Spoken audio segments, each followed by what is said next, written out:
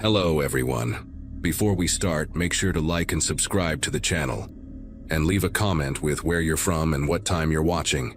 That way, YouTube will keep showing you stories just like this one. Now, let's begin. April had just turned cold again when I got the call about the house.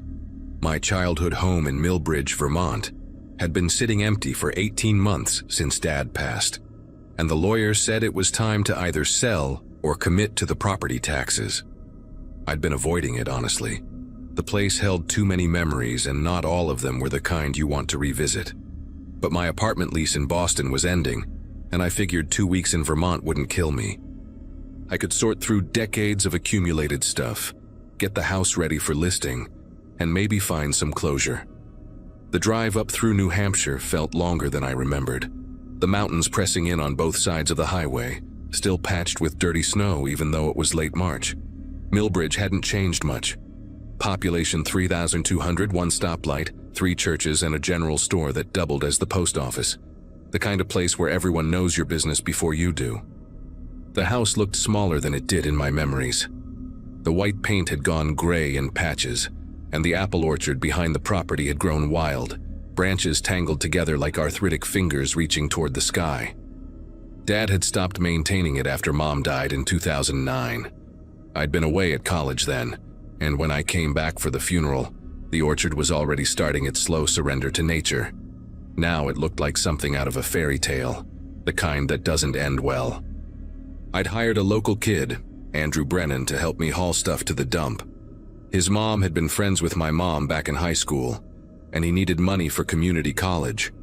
He showed up on Monday morning in a pickup truck that sounded like it was held together by prayer and duct tape. We started in the attic, where Dad had stored everything he couldn't bear to throw away. Boxes of Christmas decorations, old tax returns, my school projects from elementary school. It was going to be a long 2 weeks. The photo fell out of a water-damaged cardboard box labeled Kitchen Misc in Mom's handwriting. I almost missed it, would have if the corner hadn't caught the light just right. It was a Polaroid.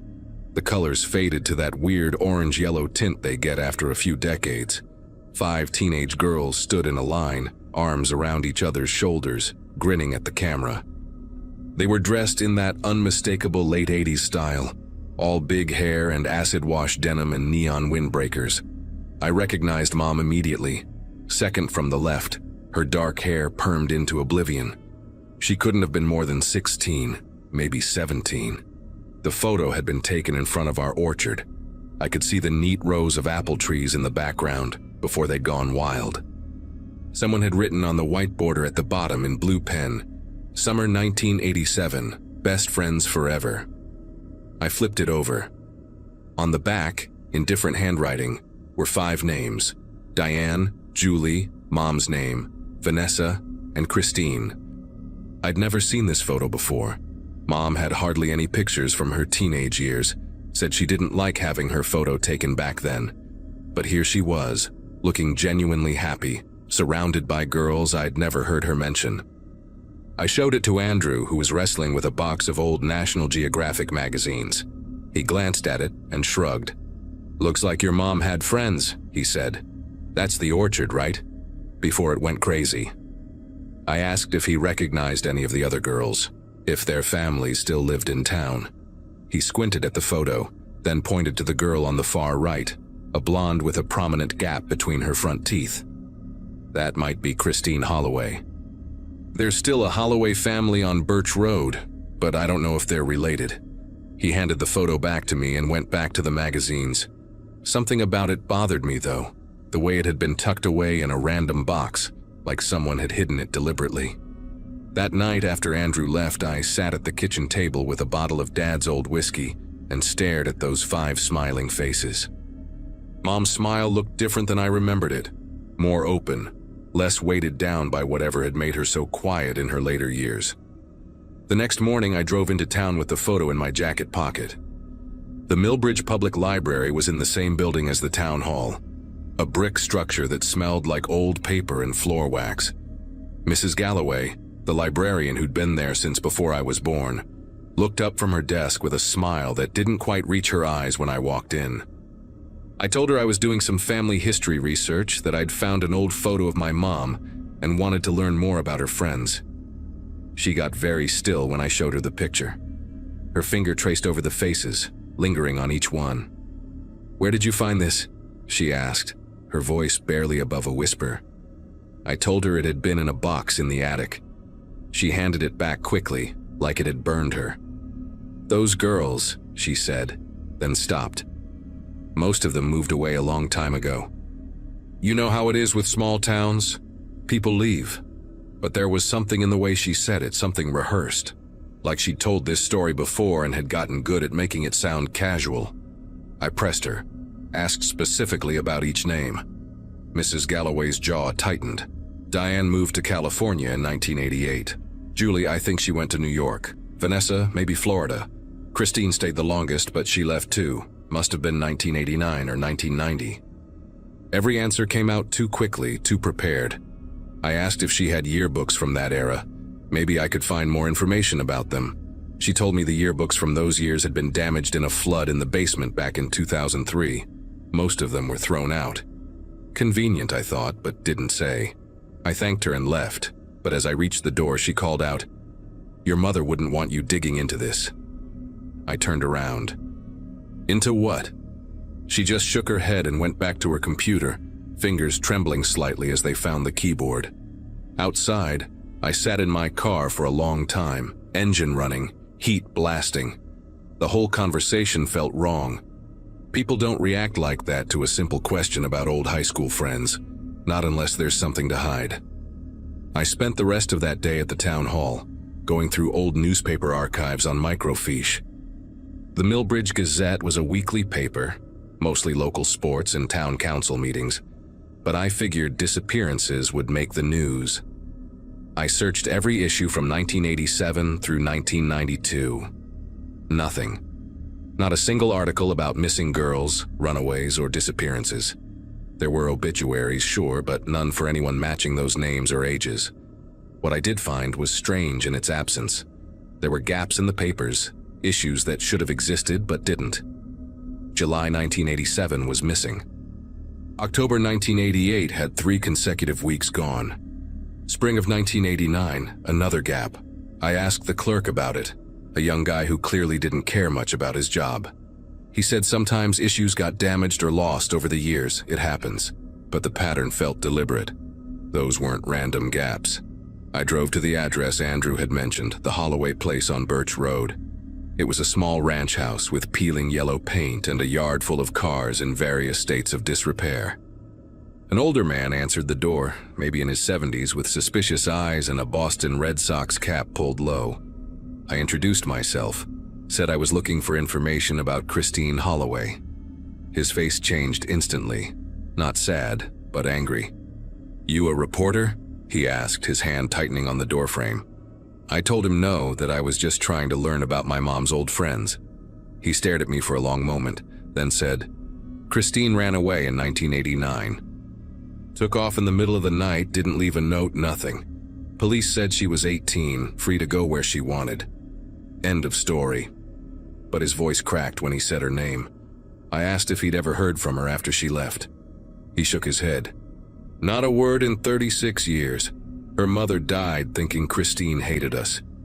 You want to know the truth? The truth is this town let her disappear and nobody gave a damn." He started to close the door, then stopped. "Your uncle was the police chief back then, Harold Weaver. He told us Christine was a troubled girl, that she'd probably gone to find herself in some city somewhere. He said we should let it go, that she'd come back when she was ready. We believed him." The door shut in my face before I could respond. Uncle Harold. Mom's older brother, the one who died of a heart attack when I was 12. I barely remembered him, just a stern man in a uniform who showed up at family holidays and didn't smile much. When I got back to the house, Andrew was loading broken furniture into his truck. I asked him if he knew anything about girls disappearing in the late 80s. He stopped mid-lift, an old chair suspended in his arms. "My mom mentioned something once," he said slowly. "She said there were some girls who left town back when she was in high school. But she got really weird when I asked about it, told me it was ancient history and I should focus on my own life. He set the chair down. Why are you asking? I showed him the photo again, explained what I'd learned. He looked uncomfortable. Look, I need this job, but I don't want to get involved in something that's going to piss off the whole town. My family lives here. I told him I understood, that he didn't have to help me with this part. But then he said something that made my chest tighten. There's an old storage unit out by Route 7. Police department used to keep evidence there before they built the new station. My uncle works maintenance for the facility. He said most of the old units haven't been touched in decades. If your uncle kept anything, it might still be there. That night I couldn't sleep. I kept thinking about Mom, about how quiet she'd been my whole life, how she never talked about her childhood or her friends, how she'd sometimes stare out at the orchard with this look on her face, like she was seeing something that wasn't there anymore. I'd always assumed she was just sad about getting older, about how time changes things. But now I wondered if she'd been carrying something heavier. Around 2 in the morning, I gave up on sleep and went down to the kitchen. The house made different sounds at night, creaks and groans I'd forgotten about. I made coffee and sat at the table with my laptop, searching for any information I could find about the other girls. Diane, Julie, Vanessa. Nothing came up. No social media profiles, no obituaries, no marriage records, nothing. It was like they'd been erased. 5 girls in one photo, and 4 of them had vanished without leaving a single digital footprint. In a world where everyone exists online in some form, that kind of absence isn't accidental. Somebody had worked very hard to make sure these girls stayed gone, at least on paper. I thought about Uncle Harold, about his position of authority, about how easy it would be for a small-town police chief to make inconvenient questions disappear along with inconvenient people. The storage facility was a depressing row of metal units behind a chain-link fence, the kind of place that rents month to month and doesn't ask questions. Andrew's uncle, a heavy-set man named Don with nicotine-stained fingers, met me there on Wednesday morning. I'd told him I was looking for some of my uncle's old police files for a family history project. He didn't seem to care either way. Unit 23, he said, handing me a key that looked like it hadn't been used in years. Haven't seen anyone access that one since before I started working here, and that was 2007. You find anything valuable? The department technically still owns it. The unit smelled like mildew and rust when I rolled up the door. Boxes were stacked to the ceiling, most of them labeled with case numbers and dates. I started pulling them down, searching for anything from 1987 to 1990. Most of it was routine stuff, traffic violations, petty theft reports, one domestic dispute case. Then, in a box marked MISC 1988-1989, I found a folder that made my hands go numb. It was labeled Informal Investigations in Uncle Harold's handwriting. Inside were newspaper clippings from other states, articles about unidentified remains found in rural areas. He'd circled certain details in red pen, details about age, gender, approximate time of death. There were also Polaroids, dozens of them, taken in the orchard behind my house. They showed disturbed earth, areas where the ground had clearly been dug up and refilled. Each photo had a date written on the back: July 1987, October 1988, April 1989, May 1989. My legs gave out and I sat down hard on the concrete floor. The dates matched the gaps in the newspaper archives. They matched the timeline of when the girls supposedly ran away.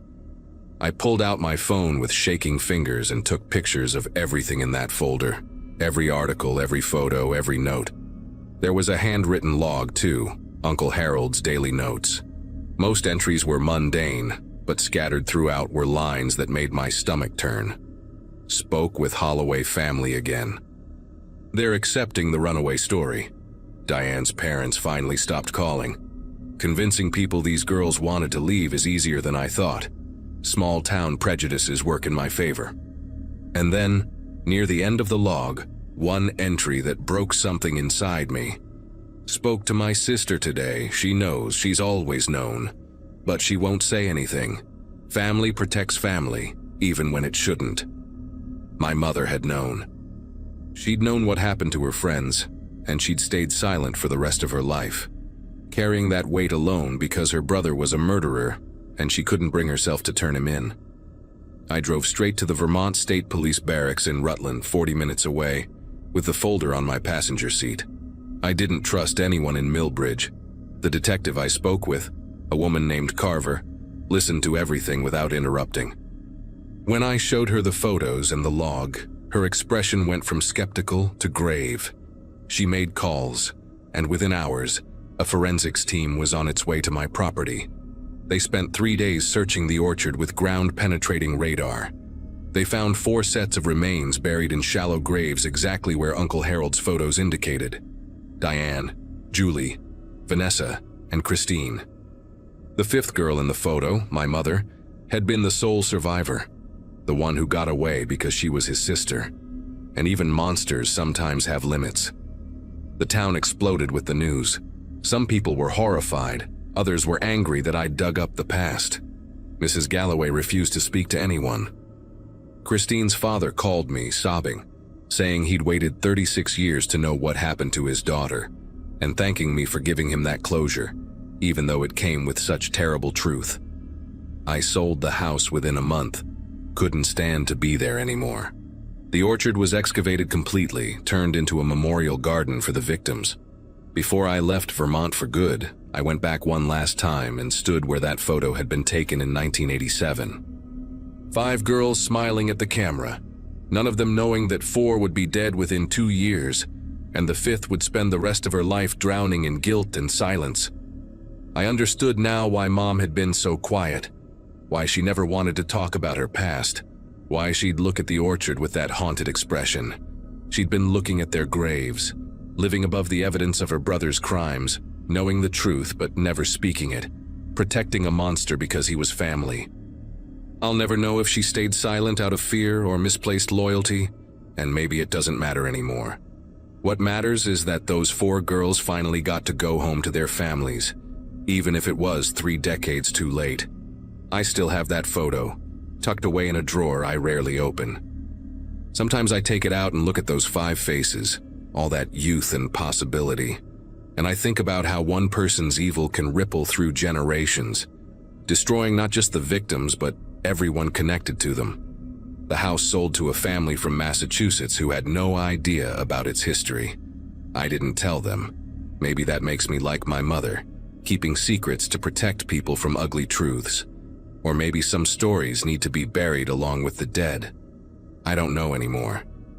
What I do know is that I'll never go back to Millbridge, and every time I see an apple orchard, I drive past it as fast as I can.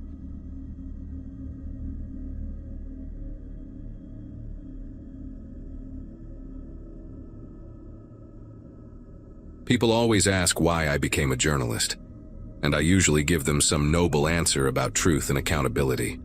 The real reason is simpler and darker than that. It started the day I came home to Cypress Bend, Louisiana to pack up my father's house after his funeral. Dad had been the town clerk for 40 years before retiring in 2014, and he'd kept everything. Every document, every file, every scrap of paper that passed through the municipal building ended up in our garage or attic. My older sister Kathleen refused to deal with it, said she had 3 kids and a husband to worry about, so the job fell to me. I'd just turned 36 the week before Dad died. No wife, no kids, just a decent job at a newspaper in Atlanta covering city council meetings and zoning disputes, the kind of stories that put people to sleep. I took a month's leave and drove the 9 hours back to the place I'd spent my whole childhood trying to escape. The house looked smaller than I remembered, the way childhood places always do. It sat on Magnolia Avenue, a street that used to be nice before the chemical plant laid off half the town in 2008. Dad's Toyota was still in the driveway, covered in that yellow pollen that coats everything in Louisiana during spring. It was a Saturday in May, humid as hell, and the cicadas were already screaming in the oak trees. I'd been dreading this for weeks, not just because of the grief, but because I knew what waited inside. Dad had been a hoarder of the bureaucratic kind. The living room was stacked with bankers' boxes, the hallway lined with filing cabinets, the spare bedroom converted into what he called his archive. Mom had left him over it back when I was in college, said she couldn't live in a museum anymore. She'd remarried and moved to Florida, sent flowers to the funeral but didn't come. I couldn't blame her. The house smelled like old paper and the lemon cleaner Dad used obsessively, trying to keep the mold at bay. I stood in the doorway with my duffel bag, looking at the mountain of work ahead, and seriously considered just hiring an estate sale company to deal with all of it. I started in the garage because it seemed the least personal. Boxes were stacked to the ceiling, labeled in Dad's careful block letters. Most of it was exactly what you'd expect. Tax records, water bills from 1987, permits for shed construction, complaints about barking dogs, boring, mundane stuff that should have been thrown out decades ago. I worked methodically, creating piles for trash, recycling, and the maybe 5% worth keeping. By noon, I was covered in dust and spider webs, my back aching from bending over boxes. I'd filled 6 garbage bags and barely made a dent. That's when I found them, pushed way back in the corner behind a rusted lawnmower and some old paint cans. 4 boxes, sealed with packing tape that had gone brown and brittle with age. The labels were different from Dad's usual style, written in black marker, hurried and uneven. Flood Relief 93, do not open. The thing is, I remembered 1993. I was 7 years old when the flood hit.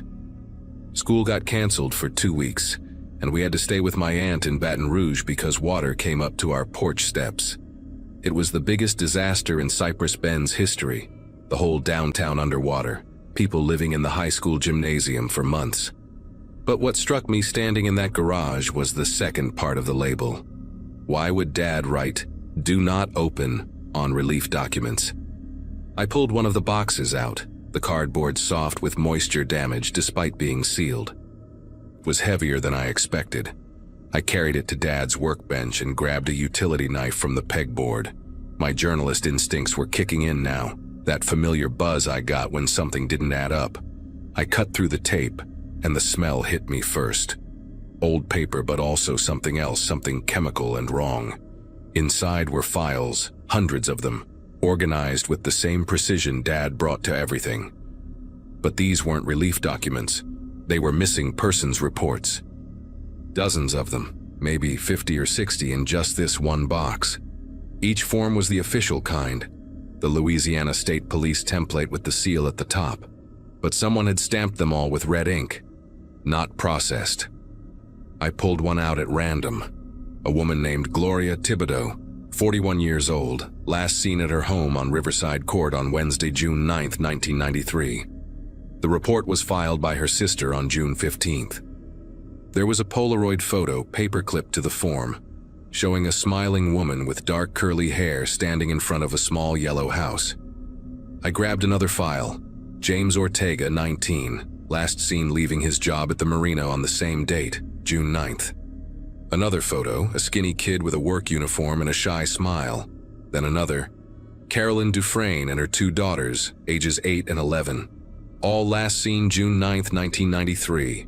All reported missing in the days after. All stamped, not processed.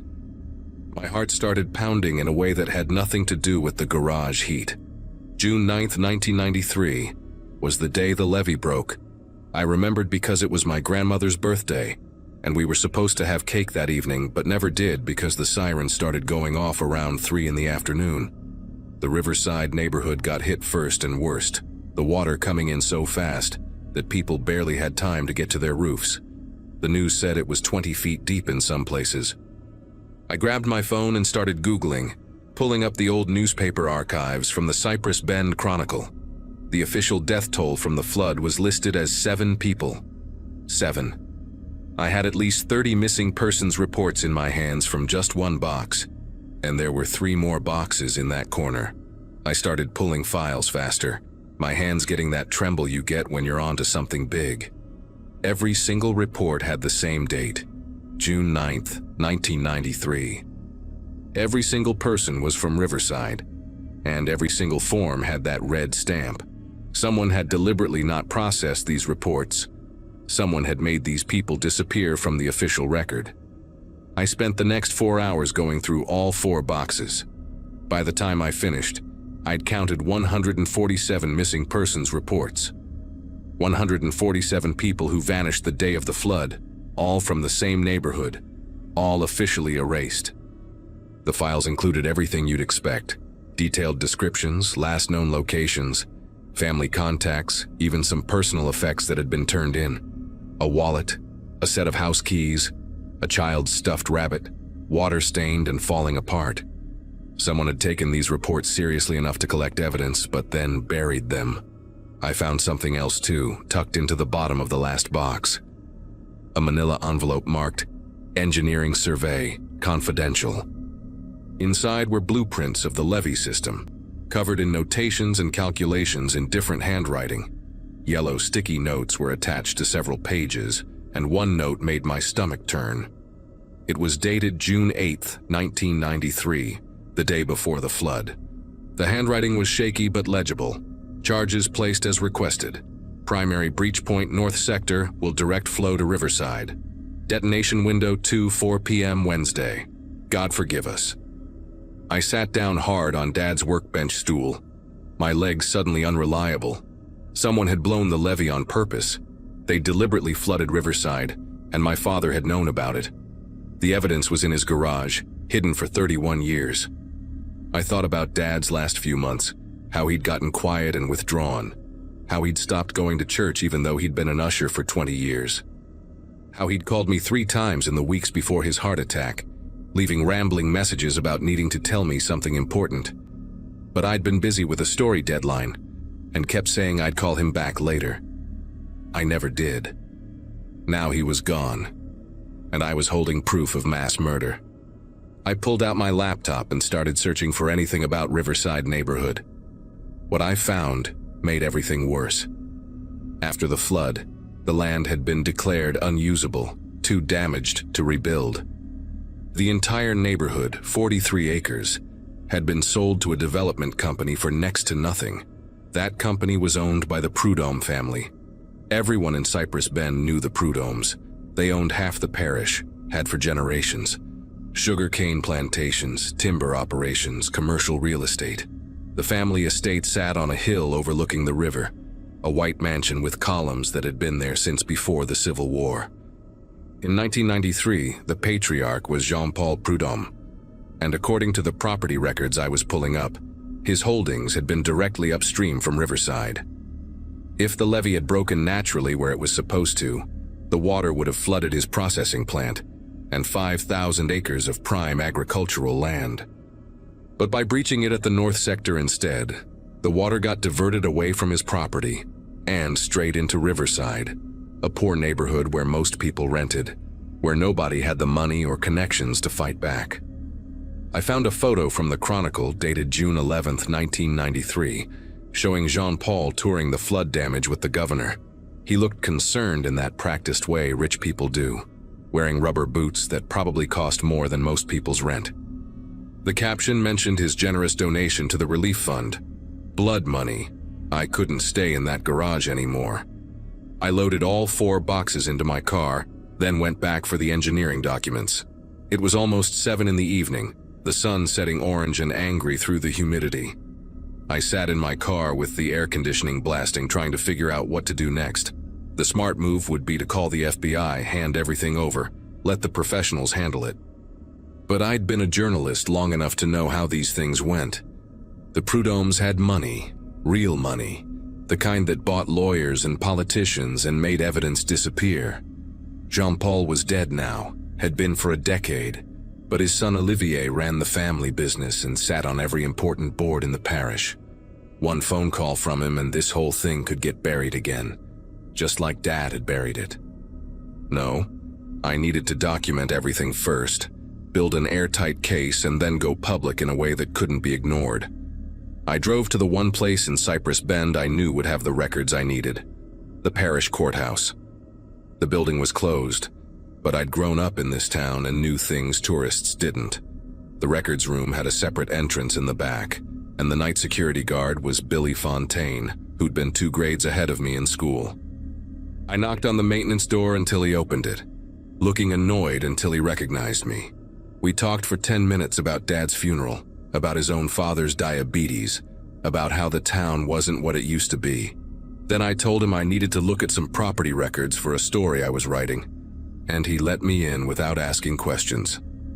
Small town courtesy, the kind that can save you or destroy you depending on who's watching.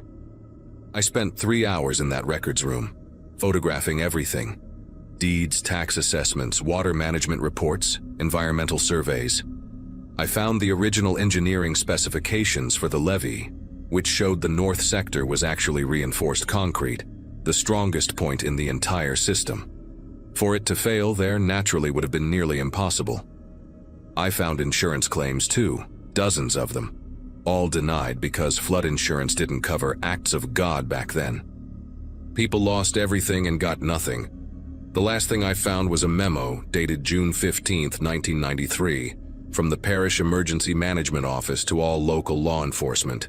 It ordered them to halt processing of any missing persons reports from Riverside until further notice, citing the need to avoid premature panic and allow time for thorough rescue operations. The memo was signed by the emergency coordinator, a man named Frank Boudreau, but at the bottom was a handwritten note, per prud'homme request. That's when I understood what Dad had done. He hadn't been part of the conspiracy. He'd been the one person who'd refused to destroy the evidence. Everyone else had followed orders, but Dad had kept those reports, hidden them, preserved them for 31 years until someone could do something about it. He'd tried to tell me before he died, and I'd been too busy to listen. I left the courthouse at midnight with my phone full of documentation and a plan forming in my head. I couldn't trust the local police. Half of them probably owed their jobs to Prud'homme donations. But I had friends at the Times-Picayune in New Orleans, and I had enough evidence to make this national news. I drove back to Dad's house, uploaded everything to 3 different cloud services, and sent encrypted files to 2 journalist colleagues with instructions to publish if anything happened to me. Then I finally allowed myself to feel it, the weight of what I'd discovered, and I cried for the first time since Dad's funeral. The story broke 6 days later. I'd spent that time tracking down survivors, people who'd lost family members in Riverside and never got answers. Most had moved away, scattered across Louisiana and beyond, but they all remembered. They remembered filing reports that went nowhere, remembered being told their loved ones probably just left town, remembered the way people stopped asking questions when the Prud'homme name came up. I interviewed 23 people, recorded every conversation, documented every detail. When the Times-Picayune published the first article, it included photographs of the missing persons reports, scans of the engineering documents, and testimony from the survivors. The headline read, "Cypress Bend Flood of '93. New evidence suggests deliberate levee breach killed over 140. Within hours, every major news outlet in the country picked it up. CNN, NBC, The Washington Post. By the end of the week, the FBI had opened an investigation, and the Louisiana Attorney General announced a special task force. Olivier Prud'homme released a statement calling the allegations baseless and defamatory, but his lawyers couldn't explain away the documents. The physical evidence was too damning, too specific, too real. 3 months later, they found the bodies. Ground-penetrating radar surveys of the old Riverside neighborhood, which was now a shopping center and parking lot, revealed multiple unmarked burial sites. The excavation took weeks, but they eventually recovered remains of 68 people, including children. DNA testing confirmed their identities matched names from Dad's missing persons reports. The medical examiner determined most had drowned, but some showed signs of blunt force trauma, suggesting they'd been caught in the initial blast when the levee was breached. Olivier Prud'homme was indicted on charges of obstruction of justice and conspiracy to conceal evidence. He maintained his father had acted alone, but financial records showed he'd paid off 3 parish officials as recently as 2023 to keep the Riverside files sealed. Frank Boudreau, the old emergency coordinator, confessed in exchange for immunity. He confirmed Jean-Paul Prud'homme had ordered the levee breach and paid the demolition crew $500,000 in cash. The crew members were dead now, conveniently all of natural causes over the past decade. But Boudreaux's testimony was enough. The trial starts next month, and I'll be there to cover every minute of it. I still live in Cypress Bend now. Quit my job in Atlanta and took a position at the Chronicle, the same paper that once published puff pieces about Jean-Paul's charity work. They made me investigative editor, gave me full freedom to dig into whatever stories the town tried to bury. Kathleen speaks to me again, said she's proud of what I did, even if it means the family name is complicated around here. Some people treat me like a hero, others won't make eye contact at the grocery store. The Prud'hommes still have friends, still have money, still have power, but they don't have silence anymore. Dad's house sold last month, and I used part of the money to help fund a memorial for the Riverside victims. It's a simple granite wall with all 147 names engraved, located on the only piece of the old neighborhood that wasn't developed, a small park by the river. At the dedication ceremony, survivors came from all over the country. They touched the names, cried, finally had a place to grieve. I think about Dad standing in that garage looking at those boxes year after year, carrying the weight of what he knew and couldn't fix. He did what he could with what he had, and in the end, that was enough. The truth came out, even if it took 31 years and his death to make it happen. Sometimes justice is just someone refusing to let the world forget.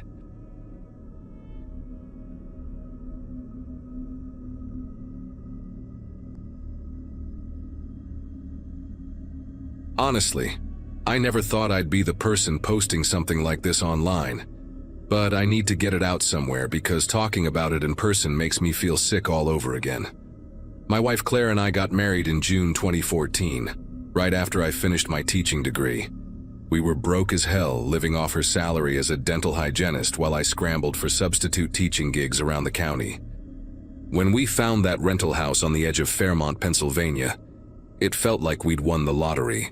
2 bedrooms, hardwood floors, a little backyard for the dog we planned to get someday, all for $800 a month. The landlord, this guy named Vincent Marsh, seemed normal enough when we met him at the property. Mid-50s, thinning gray hair, wore these thick-framed glasses that made his eyes look huge. He smiled a lot, maybe too much, but we figured he was just eager to rent the place after it sat empty for 3 months.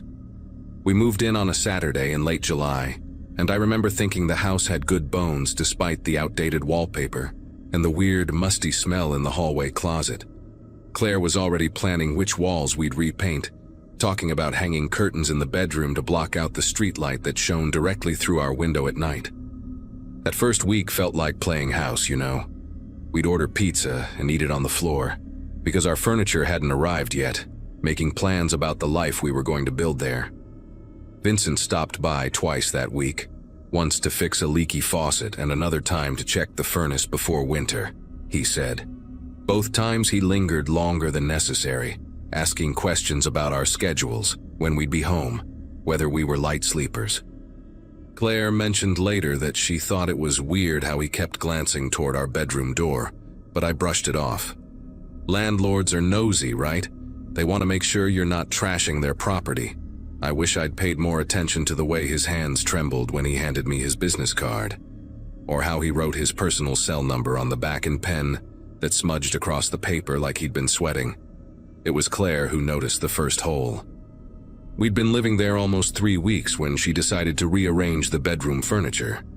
She wanted the bed against the far wall instead of under the window, thought it would help us sleep better without that streetlight blazing into our faces every night. When we pushed the dresser away from the corner, there it was, right at eye level if you were standing in the hallway outside.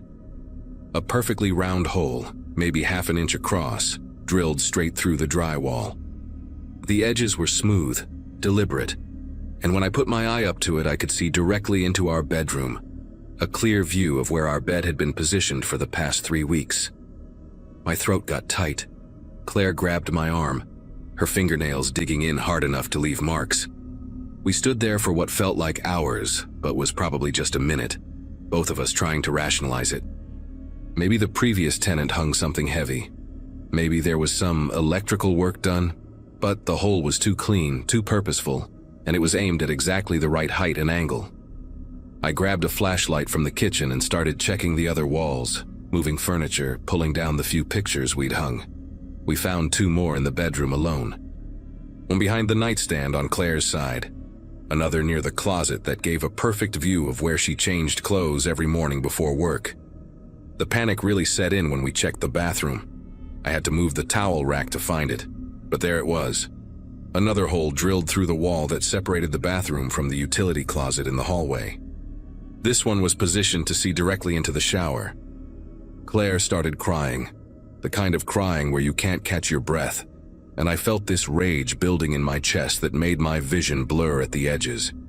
We'd been showering there for 3 weeks. We'd been sleeping there, changing there, doing everything married people do in the privacy of their own home. I wanted to punch something, wanted to drive straight to Vincent's house and drag him out by his collar, but Claire begged me to call the police first. She was shaking so badly I had to dial the number for her. When the dispatcher answered, I tried to explain what we'd found, but the words came out jumbled and probably didn't make much sense. The dispatcher kept asking if we were in immediate danger, if someone was in the house right now, and I kept saying no, but yes. Someone had been watching us. Someone had violated us in a way I couldn't even articulate. They said they'd send an officer over within the hour. That hour felt like a decade. While we waited, I couldn't just sit there. I went into the hallway closet, the one with that musty smell we'd never bothered investigating, and started pulling out the boxes of Christmas decorations and old paint cans the previous tenant had left behind. At the back of the closet, behind a sheet of plywood leaning against the wall, I found the access panel to the crawl space above the first floor. The panel wasn't screwed in like it should have been. It just lifted right off. I grabbed a chair from the kitchen, boosted myself up, and shone the flashlight into the darkness above. What I saw made my stomach turn inside out. There were wires everywhere, thin black cables running along the ceiling joists like veins, all converging toward a central point above our bedroom. I followed them with the flashlight beam and found a small metal box bolted to a beam, about the size of a lunchbox, with more wires feeding into it from different directions. Some of the cables disappeared into holes drilled down through the ceiling, positioned exactly where we'd found the holes in the walls below. I'm not an electrician, but I knew enough to recognize that this wasn't original wiring. This was new, maybe a few months old based on how clean the plastic coating looked. Claire called up to me asking what I'd found, but I couldn't form words.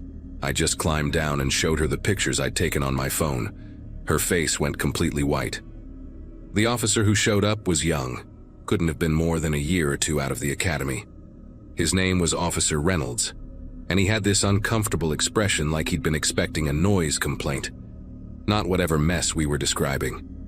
He looked at the holes, took some pictures with the department camera, then asked if he could see the crawl space. I took him up there, and I watched his expression change from skeptical to deeply concerned as he swept his own flashlight across the wiring. He made a phone call, spoke in that clipped cop voice they use on radios, and within 20 minutes, 2 detectives showed up. Detective Brenner was older, maybe 50, with gray stubble and tired eyes that had seen too much. His partner was a woman named Detective Huang, sharp and focused, already pulling on latex gloves before she'd even climbed into the crawl space. They spent 45 minutes up there talking in low voices we couldn't quite hear, occasionally asking us questions through the opening. Had we touched anything? Had we noticed anyone unusual around the property? Did the landlord have keys? That last question hit different. Of course he had keys. He was the landlord. He could come and go whenever he wanted, and we'd never know. Detective Huang came down from the crawl space holding an evidence bag with the metal box inside. She set it on our kitchen table like it was radioactive, and Brenner explained what they'd found. The box was a wireless transmitter, the kind you could buy online for a few $100s, designed to send video signals to a remote receiver. The wires fed into tiny cameras, pinhole style, fitted into the holes we'd discovered. 4 cameras total, they'd counted. Bedroom, bathroom, and 2 in the living room we hadn't even found yet because they were hidden behind air vents. Huang asked if we'd given permission for any surveillance equipment, which was such an absurd question I almost laughed.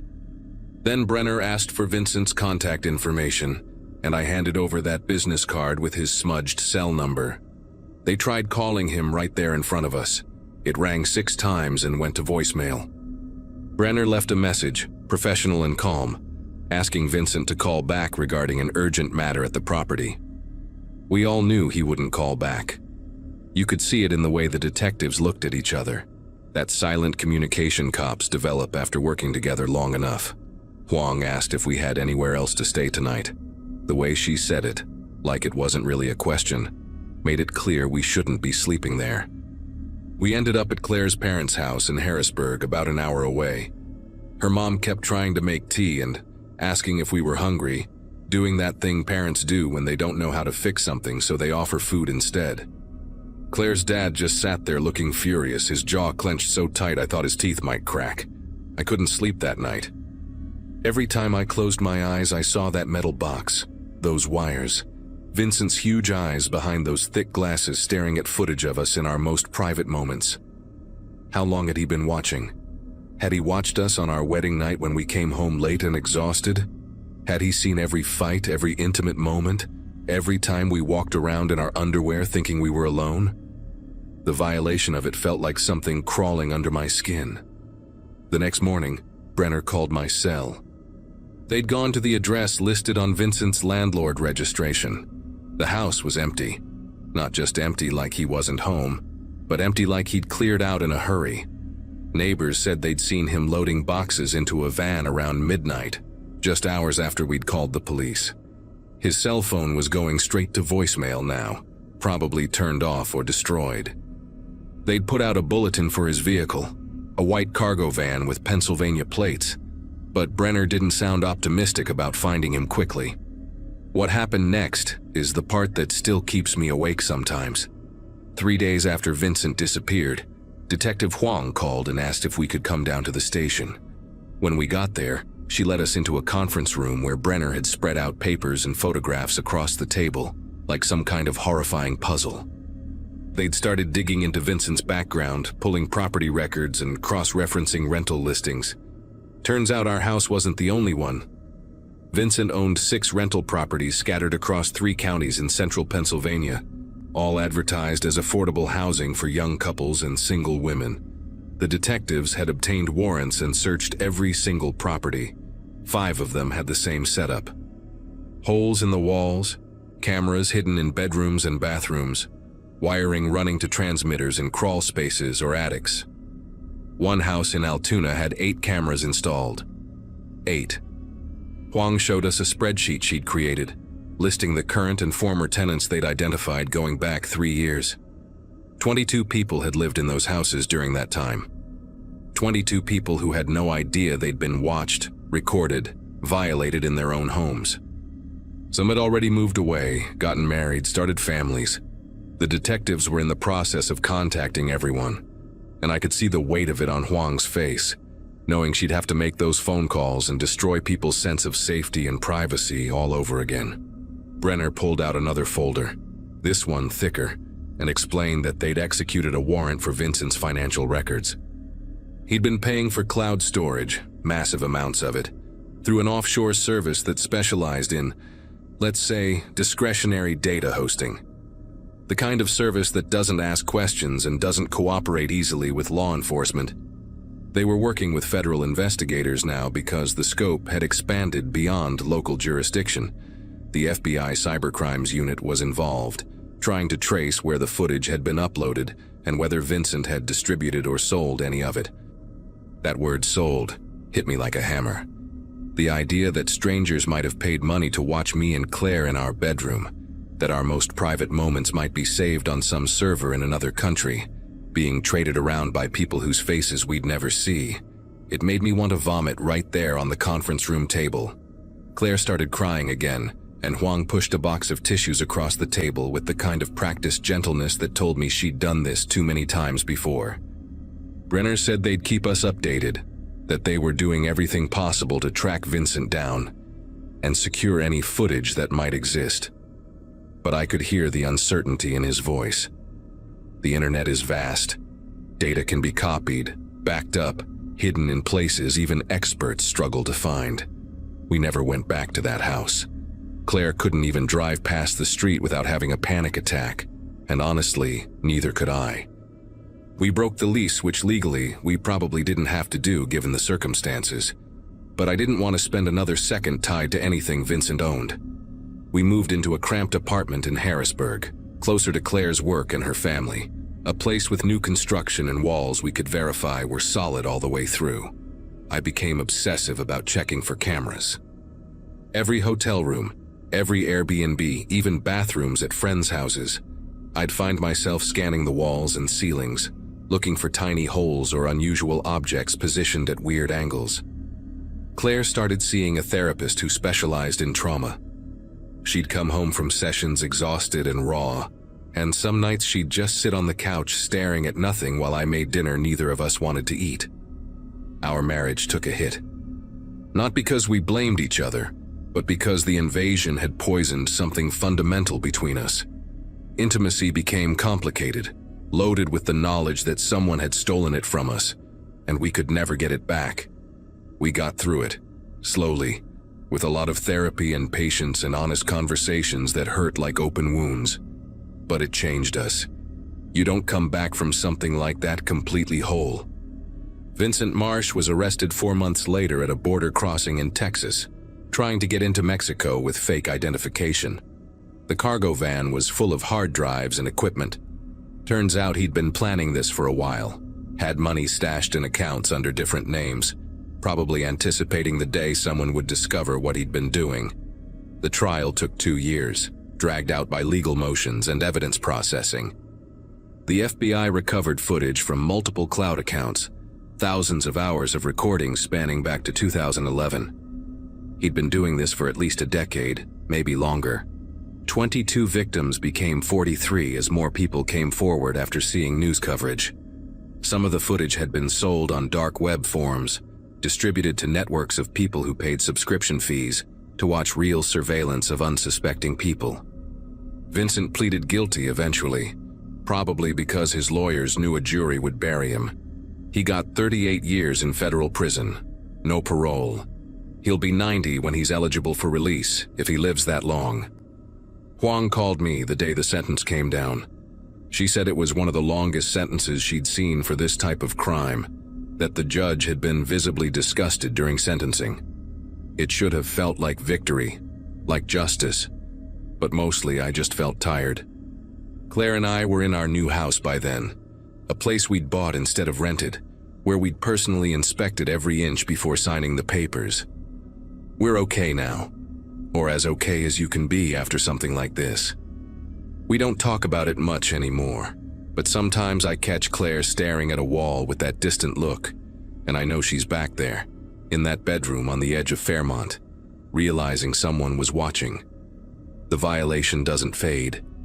You just learn to carry it differently. And every time I hear about someone finding a great deal on a rental, I want to tell them to check the walls first. Check everything. Because privacy is an illusion, and trust is a luxury not everyone deserves.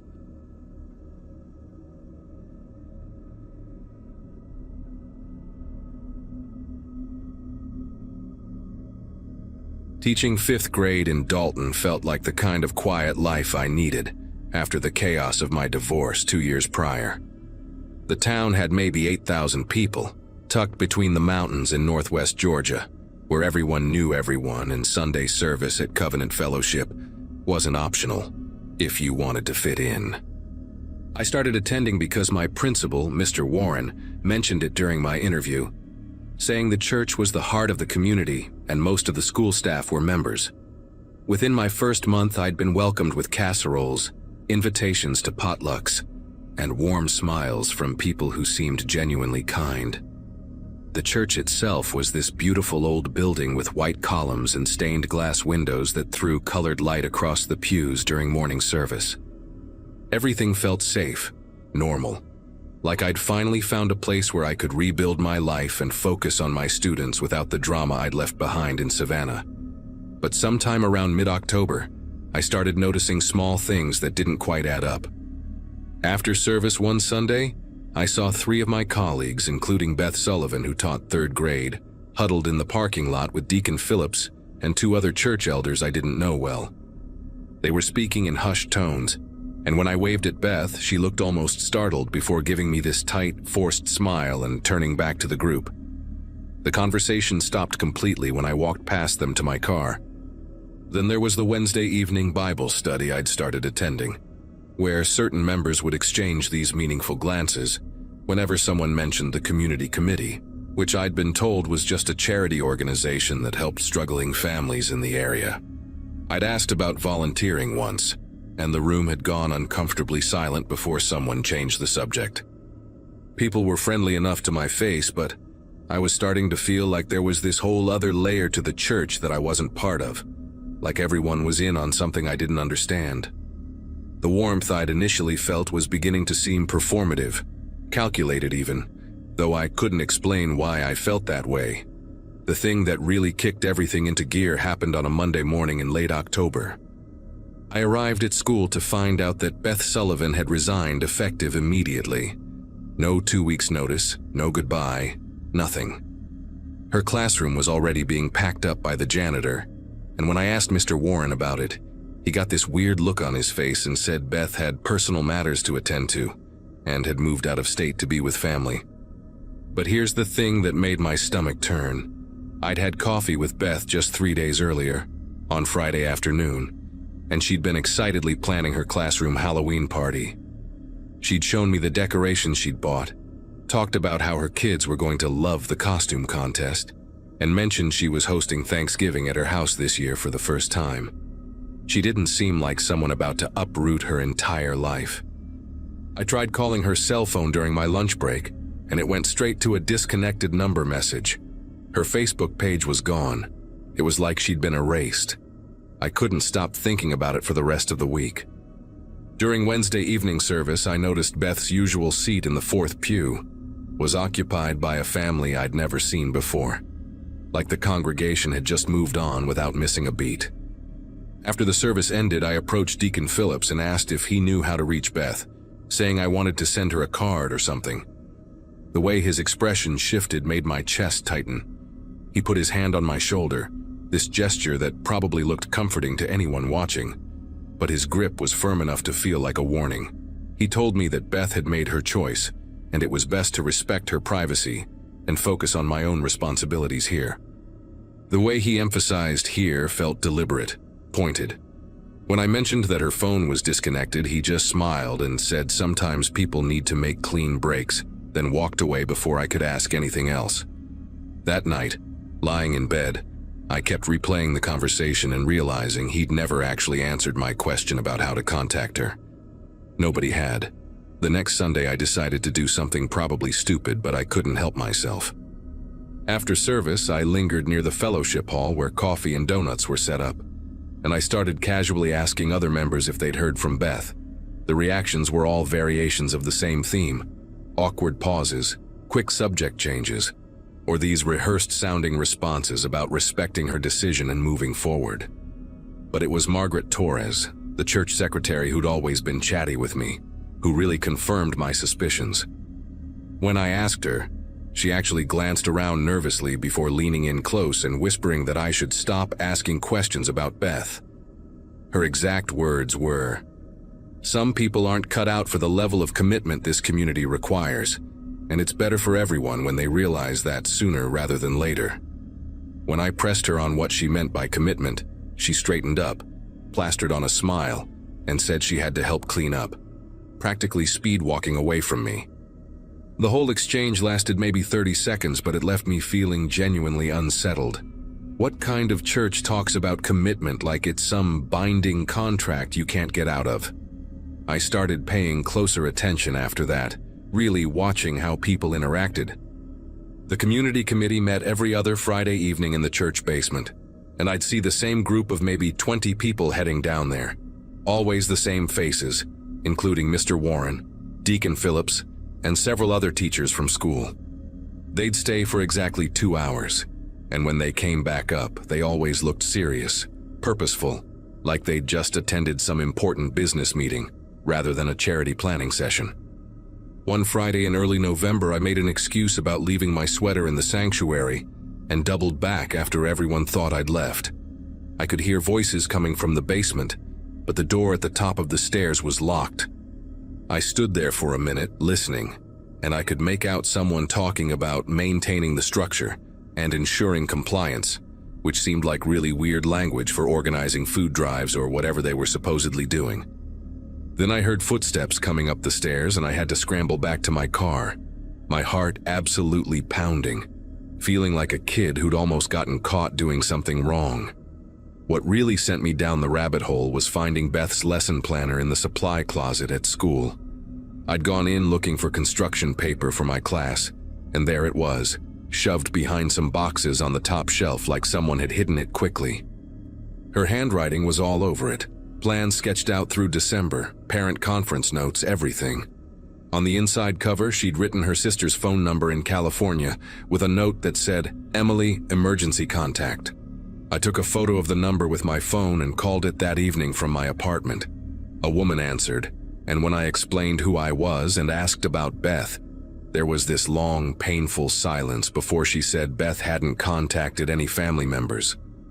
Emily's voice cracked when she told me she'd filed a missing person report 2 weeks ago, but the police in Dalton had told her that Beth had resigned from her job voluntarily, and there was no evidence of foul play, so they weren't investigating. Emily said she'd driven down from California to look for her sister, had gone to the church and spoken with Deacon Phillips, and he'd told her the same story about Beth moving away for personal reasons. But Emily knew her sister, knew Beth would never just vanish without telling family, and she'd left Dalton feeling like everyone was lying to her but having no proof of anything. After I hung up with Emily, I sat on my couch for probably an hour just trying to process what this meant. A woman had vanished, her own sister couldn't find her, and an entire church congregation was apparently okay with pretending everything was normal. I thought about going to the police myself, but what would I even say? That people at my church were acting weird and my colleague had quit her job? There was nothing concrete, nothing illegal that I could point to. The next day at school, I noticed Mr. Warren watching me more closely than usual during the staff meeting. When it ended, he asked me to stay behind, and once everyone else had filed out, he closed the door and sat on the edge of his desk in this casual way that somehow made the whole thing feel more threatening. He asked how I was adjusting to the community, if I felt welcomed at church, and then he said he'd heard I'd been asking a lot of questions about Beth Sullivan. The way he looked at me when he said it made my mouth go dry. I tried to play it off, said I was just concerned about a friend, but he cut me off and said that sometimes curiosity can make a person's life more complicated than it needs to be. Those were his exact words. Then he smiled, told me he was sure I understood, and suggested I focus on being a positive presence for my students, rather than dwelling on people who'd chosen to move on. That conversation scared me more than anything else had up to that point, because it meant they knew I was digging, and they were watching me. I decided to back off for a while, attend church like normal, smile and nod, and pretend everything was fine. But I also started documenting things, writing down dates and names and strange interactions in a notebook I kept hidden in my apartment. 2 weeks later, on a Wednesday evening, I got a knock on my door around 8 at night. When I looked through the peephole, I saw Deacon Phillips standing there with 2 other men from the community committee, both wearing suits despite the late hour. My entire body went cold. I considered not answering, but my car was parked right outside, and all the lights in my apartment were on, so they obviously knew I was home. When I opened the door with the chain still latched, Deacon Phillips gave me that same unsettling smile and said they'd like to talk to me about joining the community committee. He said I'd shown such dedication to the church and the school that they felt I'd be a perfect addition to their organization. The way he phrased it didn't sound like an invitation, it sounded like an inevitability. I told them through the gap in the door that I appreciated the offer, but I was still fairly new to the area and wanted to settle in more before taking on additional commitments. One of the other men, someone whose name I didn't know but who I'd seen at every service, stepped closer and said that membership in the committee wasn't really optional for people who were serious about being part of the Covenant Fellowship community. He said it in this matter-of-fact tone, like he was explaining simple math to a child. Deacon Phillips added that everyone at the church who held any position of influence or respect was part of the committee, and that my principal, Mr. Warren, had specifically recommended me. He said they had a special initiation meeting this coming Friday, and they'd expect to see me there at 7 in the evening. When I started to protest, to say I needed time to think about it, the third man finally spoke up and mentioned how unfortunate it had been that Beth Sullivan hadn't understood the importance of commitment, how she'd made things difficult for herself by trying to walk away. The implicit threat in his words was crystal clear. I managed to tell them I'd think about it and close the door, then immediately pushed my couch against it and spent the rest of the night planning what the hell I was going to do. I knew I couldn't just refuse and stay in Dalton. Whatever this community committee actually was, they clearly had enough influence to make people disappear without consequences, and the local police were either part of it or too intimidated to investigate. By Thursday morning, I'd made my decision. I called in sick to school, went to the bank and withdrew everything from my checking account, and started packing only what would fit in my car. I didn't give notice to my landlord, didn't tell anyone at school I was leaving, didn't post anything on social media. I loaded up my sedan that afternoon while most people were still at work, threw my notebook with all my documentation into my bag, and planned to leave Friday morning before dawn, hours before that 7 o'clock meeting they expected me at. But Thursday night, around 11, I heard footsteps on the stairs leading up to my second-floor apartment. Slow, deliberate footsteps, and then they stopped right outside my door. I held my breath in the darkness, watching the shadow of feet visible under the door gap. Whoever it was stood there for what felt like forever, but was probably only 2 or 3 minutes. Then I heard a piece of paper slide under my door. When the footsteps finally retreated, I waited another 10 minutes before turning on a light and picking up the paper. It was a printed schedule for tomorrow's initiation ceremony, with my name already typed at the top, along with a note that said, "We look forward to welcoming you into our family. This is a once-in-a-lifetime opportunity you won't want to miss." I didn't sleep at all that night. At 3 in the morning, I grabbed my bags, left my apartment key on the counter, and walked as quietly as I could down to my car. The street was completely empty and dark except for one streetlight flickering at the end of the block. I threw everything in the trunk, got in the driver's seat, and my hands were shaking so badly I could barely get the key in the ignition. Just as the engine started, I saw headlights turn onto my street from the far end. A dark SUV moving slowly, like it was patrolling. I didn't wait to see if it was coming for me. I pulled out and drove in the opposite direction, taking back roads out of town, constantly checking my rearview mirror for anyone following me. I drove for 6 hours straight, didn't stop except for gas, and ended up at my cousin's place in North Carolina by mid-morning. I stayed with her for 2 weeks, barely leaving her apartment, jumping at every unexpected sound. I finally worked up the courage to call Emily, Beth's sister, and told her everything that had happened to me.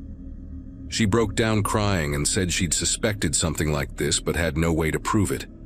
Together, we contacted the FBI field office in Charlotte, and I turned over my notebook with all the documentation. An agent took my statement and said they'd look into it, but warned me that without concrete evidence of a crime, there wasn't much they could do immediately.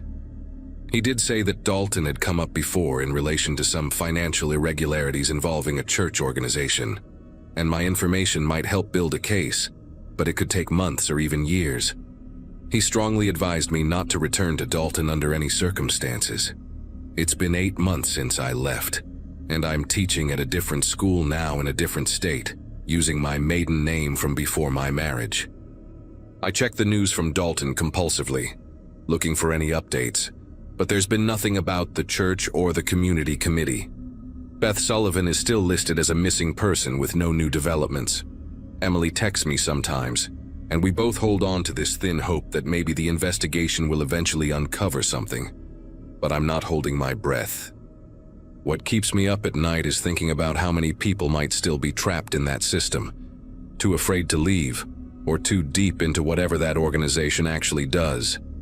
I've had nightmares where I'm back in that church basement, where the locked door opens and I see what they were really doing down there.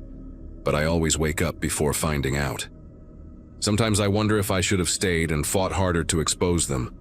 But then I remember the look in Deacon Phillips's eyes when he stood at my door, and I know I made the only choice I could. I'm safe now. I have a new job and a new start. But I'll never really feel settled again. I'll always be looking around corners, always wondering if someone from Covenant Fellowship might track me down, because I'm the one who got away and talked to the FBI. That's what they took from me, even though I escaped. They took my ability to ever feel completely safe again, to trust a community, to believe that friendly faces in a small town church are actually what they appear to be. And somewhere in Dalton, Georgia, they're still meeting every other Friday in that basement, still maintaining their structure and ensuring compliance, still making people disappear when they ask too many questions.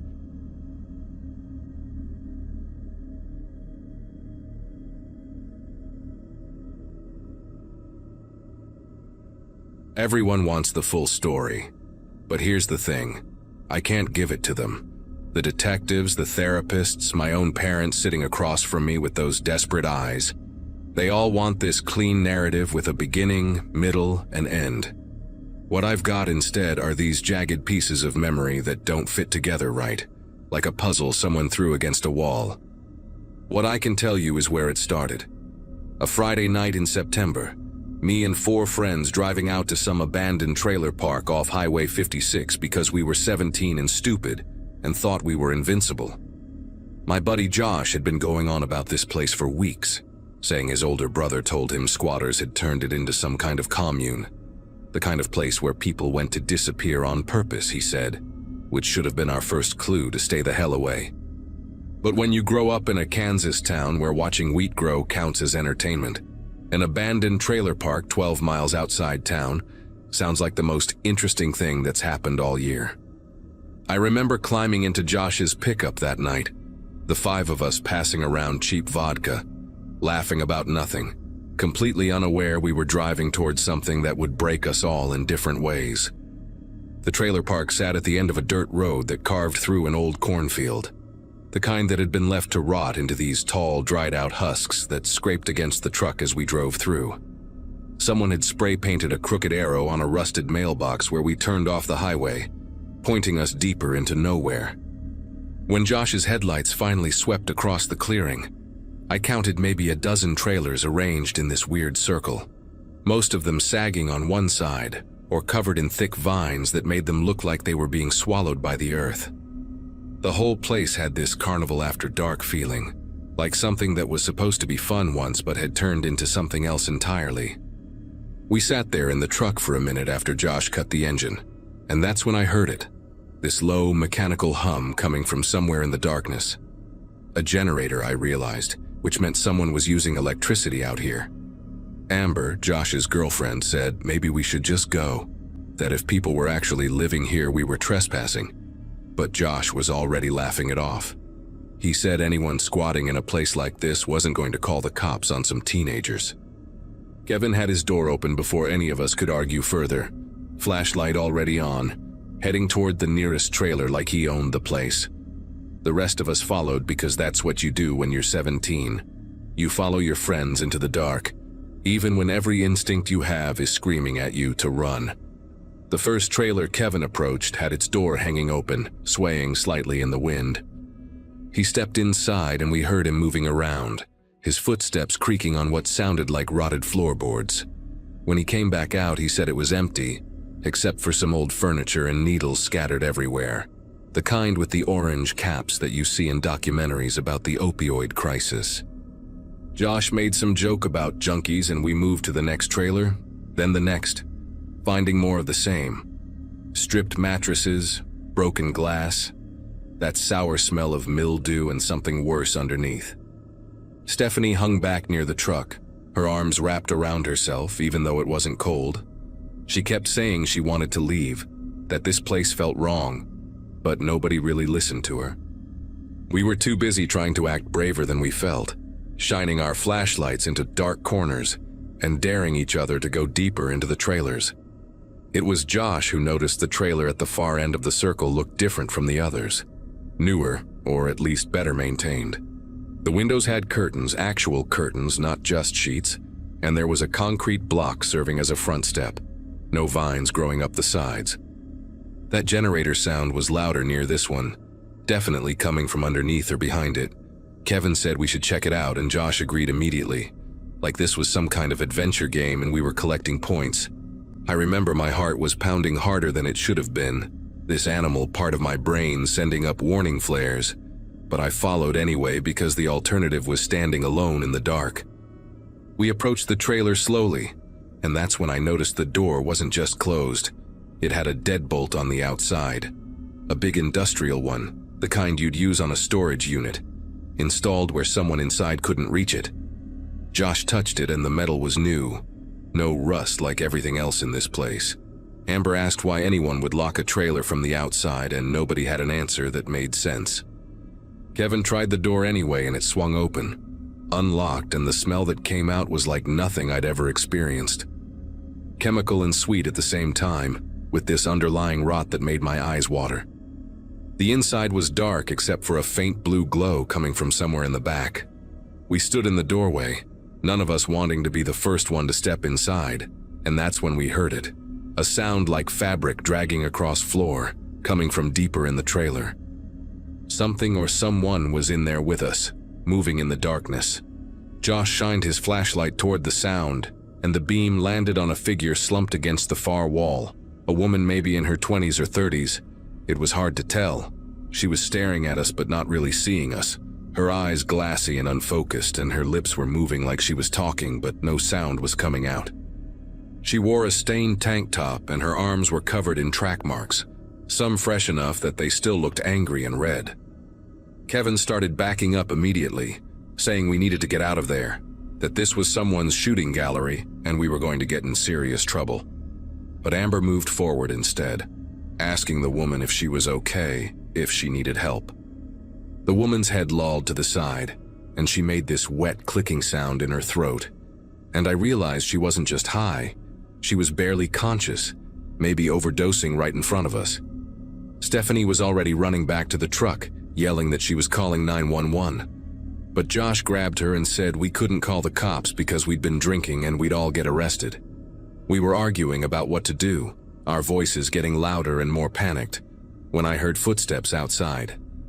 Heavy boots on gravel, multiple sets coming from different directions. The generator sound cut out and everything went silent, except for those footsteps getting closer. I don't remember making the decision to hide. My body just moved on its own, pulling me deeper into the trailer, away from the door. Josh and Amber ducked down behind a couch that was leaking stuffing, and Kevin pressed himself against the wall near the bathroom. The woman on the floor didn't react at all, just kept staring at nothing with that slack expression. Then there were voices outside, men's voices, speaking in quick Spanish that I couldn't fully understand, but the tone was clear. They were angry about something. A flashlight beam swept through the open door and someone shouted, asking who was out there, who'd been in their property. The beam landed on Stephanie, who'd only made it halfway to the truck before the lights came on. She stood there like a deer on the highway, caught completely, and I watched through the grimy window as 3 men emerged from between the trailers. They weren't what I expected. No face tattoos or gang colors, just regular-looking guys in work clothes, the kind you'd see at any construction site or farm supply store. One of them had a pistol tucked into his waistband. He walked up to Stephanie and asked her real calm where her friends were. Said he knew she hadn't come alone because he'd seen the truck.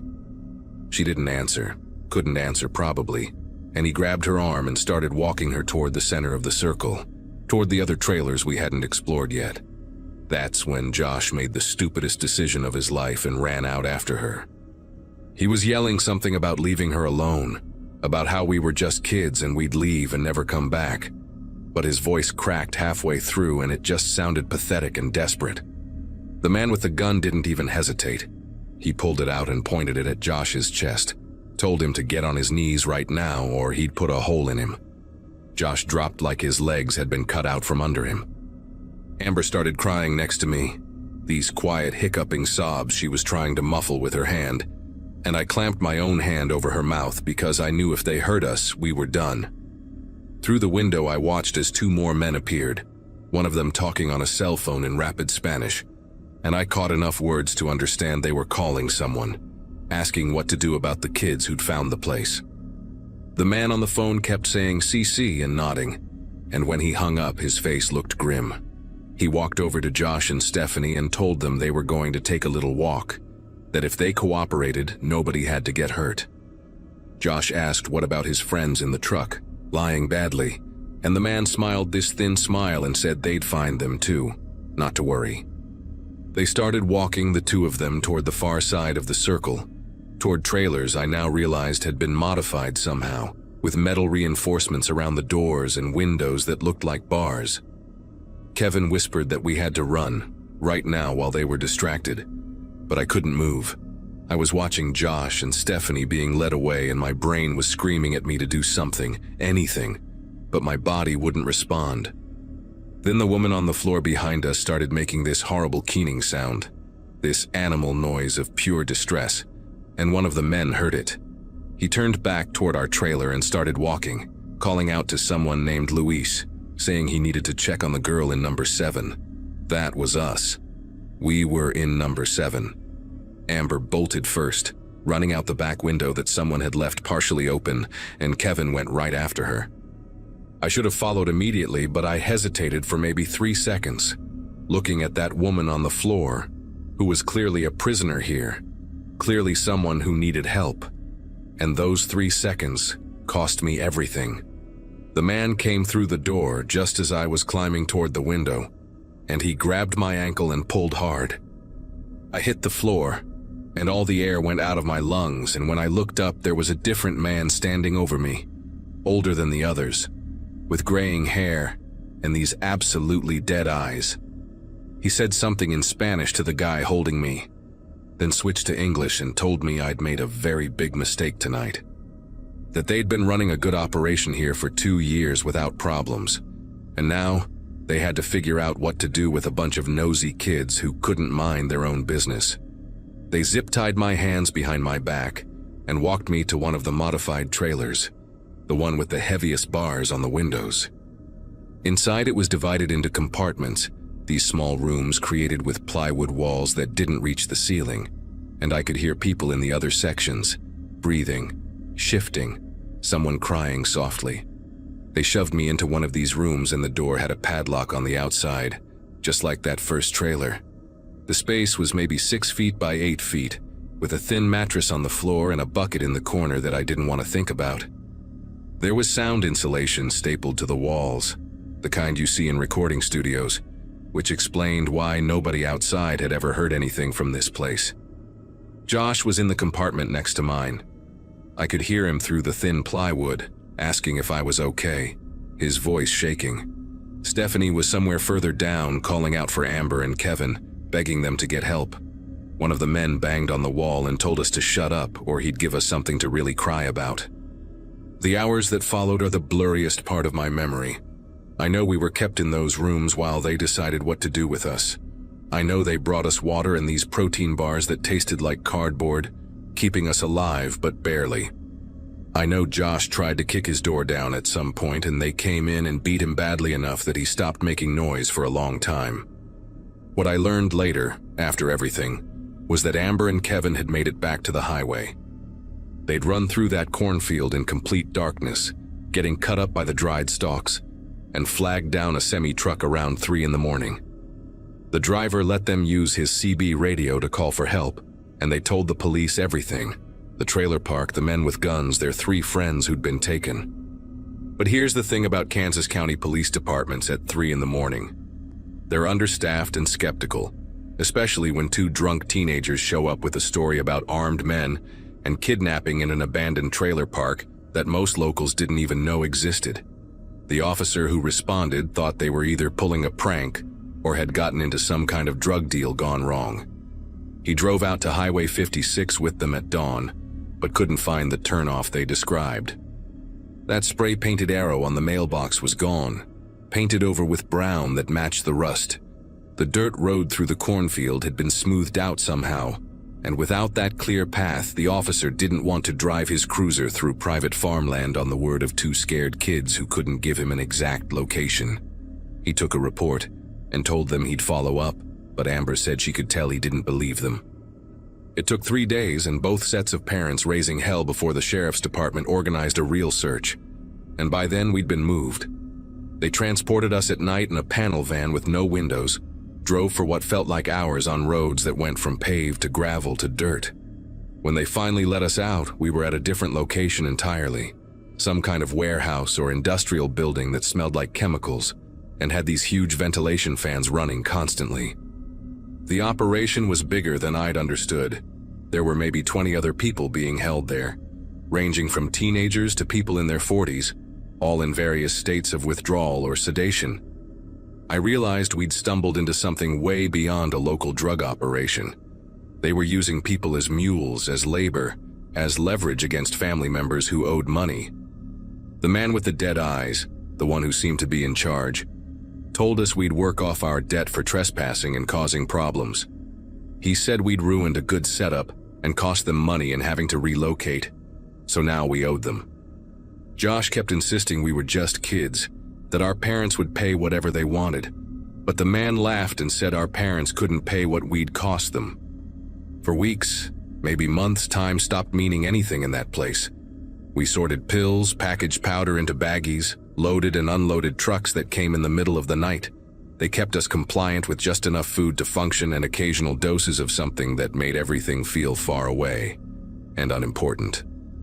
Stephanie stopped talking after the first week. Josh tried to escape once and they broke 3 of his fingers as a lesson to the rest of us. The fragmented memories I have are mostly from this period. Days blending together, the constant noise of those ventilation fans, the chemical taste in my mouth that never went away. But I also remember the moment everything changed. A woman showed up one day, someone new they'd brought in, and she was different from the rest of us. She wasn't scared, she was angry, loudly, violently angry, screaming at the guards about a lawyer and her husband, and how people knew where she was. They tried to shut her up, but she wouldn't stop, and I think that's what finally brought attention to the place. Because 3 days after she arrived, I woke up to the sound of doors being smashed in and men in tactical gear yelling for everyone to get on the ground. Federal agents, it turned out, DEA and FBI. They'd been investigating the drug ring for over a year, but couldn't find their main distribution center until this woman, a county prosecutor's wife who'd been grabbed by mistake, a case of mistaken identity, went missing, and her husband tore apart every lead with resources we never had. They raided 4 locations simultaneously that morning in January, recovered 37 people total, and arrested 23 men connected to an operation that stretched from the Midwest to the East Coast. Josh, Stephanie, and I were separated immediately, taken to different hospitals, debriefed by so many different agencies that their faces all blur together now. My parents cried when they saw me, and I couldn't cry back. I'd forgotten how, somewhere in those months. The worst part was learning that Kevin had died 2 weeks after escaping. Carbon monoxide poisoning in his garage, his truck running, officially ruled an accident, but everyone who knew him understood what it really was. The guilt of leaving us behind had eaten him alive. They tell me I should feel lucky to be alive, that most people in situations like ours don't come home at all. The prosecutors used our testimony to put away the main operators for life, and the FBI shut down the entire network. That trailer park off Highway 56 was bulldozed within a month of our rescue. The whole area fenced off and turned into nothing, like it never existed at all. Josh moved to Colorado with his family right after the trials ended. I heard he's doing better now, working at a ski resort, trying to build a normal life. Stephanie's in intensive therapy somewhere on the East Coast. Her parents won't say where exactly. Amber finished high school online and left town the day she turned 18. I stayed because running felt like letting them win, even though I see that warehouse every time I close my eyes and smell those chemicals every time it rains. My high school graduating class walked in 2014 and I wasn't there. I was still doing physical therapy, still trying to remember how to be a person instead of just a body that follows orders. Sometimes people recognize me around town, the kid who survived that thing with the drug trailers, and they get this look like they want to ask questions but don't know how. I don't blame them. I wouldn't know what to ask either.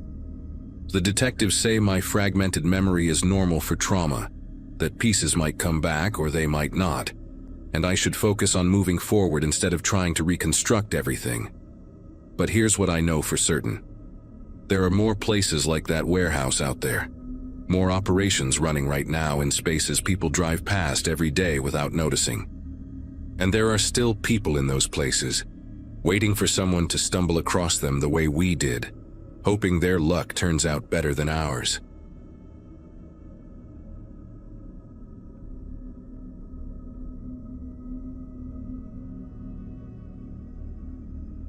My cousin Rita had this way of making everything seem fixable, even when it wasn't.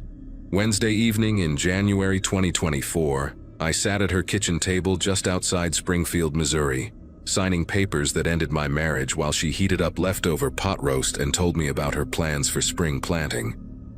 My birthday had passed the week before. 39 felt different than 38 somehow, heavier. And here I was starting from scratch with a new apartment in town, and a job that kept me staring at wrecked cars all day. Insurance adjusting pays decent, but it teaches you to see damage everywhere, calculate loss like it's just numbers on a form. Rita kept the conversation light, asked about work, avoided mentioning my ex-wife's name. By the time I left around 7, the sun had already set, leaving that dead gray light that makes Missouri winter feel twice as cold. County Road 48 was my usual route home, 40 minutes of farmland and scattered houses set so far back from the road you could barely see them. I'd driven it 100 times, knew every curve and dip. Around mile marker 31, my 2015 Ford F-150 started making this grinding noise that shot straight through the floorboard. The engine shuddered hard, the whole truck vibrated, and then everything just quit. I managed to coast onto the shoulder near a beaten mailbox with Pruitt spray-painted crooked across the front. Tried the ignition 3 times, got nothing but clicking and that horrible metal-on-metal sound. One car passed without slowing, taillights vanishing around the bend like it couldn't get away fast enough. I pulled out my phone, saw 2 bars of signal, and searched for a tow truck. Most of the big companies showed wait times over an hour. Then I found Anchor Towing. Local number, promised 15-minute response, available all hours. I called, and a man answered so fast I barely heard it ring, his voice gravelly and worn, like he'd been waiting by the phone. He asked where I was, and I told him County Road 48, near the Pruitt mailbox at mile marker 31. He didn't ask for more details, didn't need the make and model of my truck, nothing about what was wrong with it.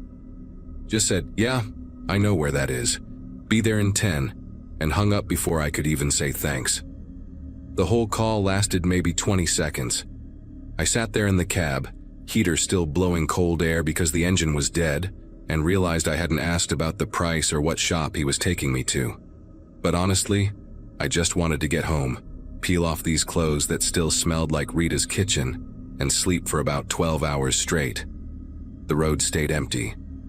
No headlights in either direction. Just the wind pushing dead leaves across the asphalt, and the distant shape of a barn I could barely make out against the darkening sky. Then, headlights appeared from the direction I'd come, moving fast. Way faster than you'd expect a tow truck to move, especially on a road like this with all its turns. The lights swept around the bend, and I could see it wasn't one of those big professional rigs with the company name plastered across the side in bright letters. It was a Chevy Silverado, maybe early 2000s, dark blue or black, hard to tell in the fading light. It had a tow bar welded to the back, and one of those yellow rotating beacons on the roof. The kind you can buy at any auto parts store and stick on with a magnet. On the driver's door was a decal, Anchor Towing with an anchor symbol and a phone number, but it looked homemade, like someone had printed it on their computer and stuck it on with adhesive. The truck pulled up behind mine and the driver got out, leaving his headlights on so they lit up the whole scene in harsh white light that made everything look strange and flat. The guy who stepped out was tall, maybe 6'2", wearing a stained Carhartt jacket and jeans that had seen better days. His face was hard to make out with the headlights behind him, but I could see he was older, probably in his 50s, with a gray beard that needed trimming and a baseball cap pulled low. He walked up to my window, and I rolled it down, cold air rushing in. He smelled like cigarettes and motor oil, that combination every mechanic seems to carry around like cologne. "Engine's done, huh?" he said, not really asking. His voice was the same one from the phone, rough and flat, no warmth in it. I nodded and explained the grinding noise, how everything just died, and he listened without looking at me, his eyes scanning my truck like he was appraising it. When I finished talking, he just said, "I'll hook you up, take you to my shop. It's about 20 minutes from here, just off Highway 12.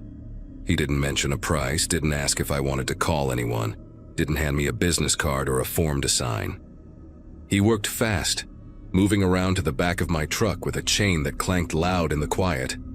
I got out to watch, mostly because sitting in the cab doing nothing made me feel useless, and also because some part of me, the part that spends all day documenting accident scenes, wanted to see how he was rigging it up. The setup looked solid enough, chains looped through the frame, hooks secured, but there was something sloppy about it, like he'd done this 1,000 times and stopped caring about the details. He worked without talking, didn't make small talk about the weather or ask what I did for a living, none of that casual conversation tow truck drivers usually throw at you to fill the silence. When he finished, he straightened up and said, "You can ride with me or stay in your truck, doesn't matter." His tone made it clear he didn't care either way. I hesitated, looking between his Silverado and my F-150, and something in my gut twitched, just a small, uncomfortable feeling I couldn't name. But I was tired, emotionally wrung out, and this guy was my ride.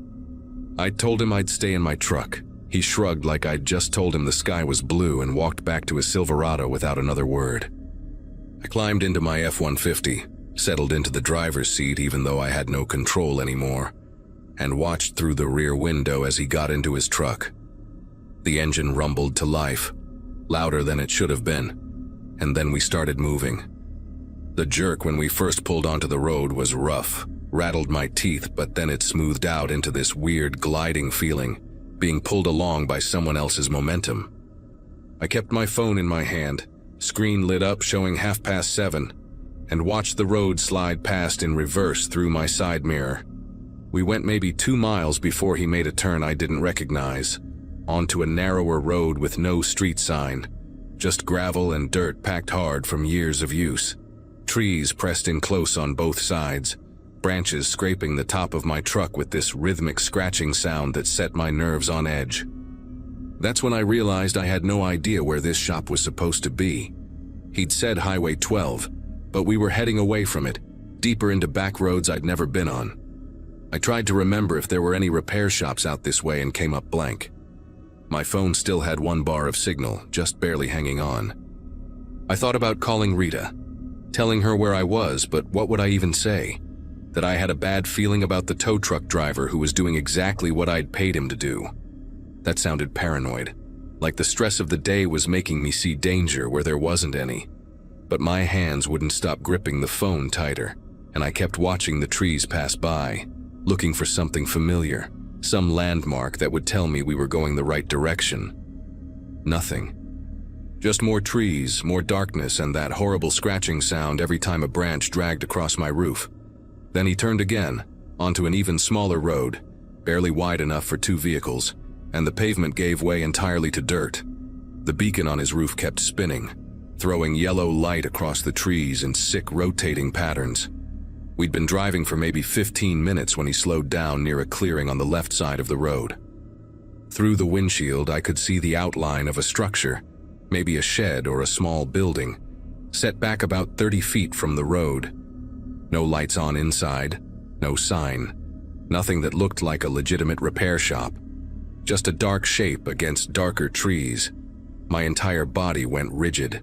This wasn't right. None of this was right. He pulled to a stop and the Silverado's engine kept running, that rough idle vibrating through the chains into my truck. I watched him in the side mirror, saw him open his door and step out, moving toward the back where the chains were connected. Every instinct I had was screaming at me to do something, but I was hooked to his truck, couldn't drive away even if my engine worked. My phone showed no signal now, just an empty bar mocking me in the corner of the screen. I locked my doors, stupid, pointless, but it was all I could think to do. He appeared at my window, standing there in the yellow rotating light, and tapped on the glass with his knuckle. Not aggressive, just a casual tap, like he had all the time in the world. I didn't roll it down. Through the glass I could see his face clearly now, and there was something empty in his expression, mechanical, like he was going through motions he'd rehearsed. He said something I couldn't hear through the window, gestured toward the building. I shook my head, held up my phone, pointed at the screen showing no signal, then made a gesture like I was calling someone. Universal sign for, I'm not getting out. I have people who know where I am. Complete lie, but I sold it hard. His face didn't change. He stood there for what felt like 10 minutes but was probably 30 seconds, just staring at me through the glass. Then he did something I wasn't expecting. He pulled out his own phone, looked at it, put it back in his pocket and walked back to his truck without saying another word. I heard his door slam and then nothing happened.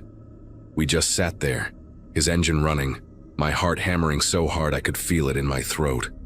Then headlights appeared behind us, coming up the dirt road fast. A vehicle rounded the bend, high beams cutting through the darkness, and I've never been so relieved to see another human being in my entire life. It was a patrol car, county sheriff, and it pulled up maybe 20 feet behind the Silverado with its lights going. A deputy got out, flashlight in hand, and walked up to the driver's side of the tow truck. I couldn't hear what they were saying, but I could see the deputy's posture change, see him step back and put his hand near his belt.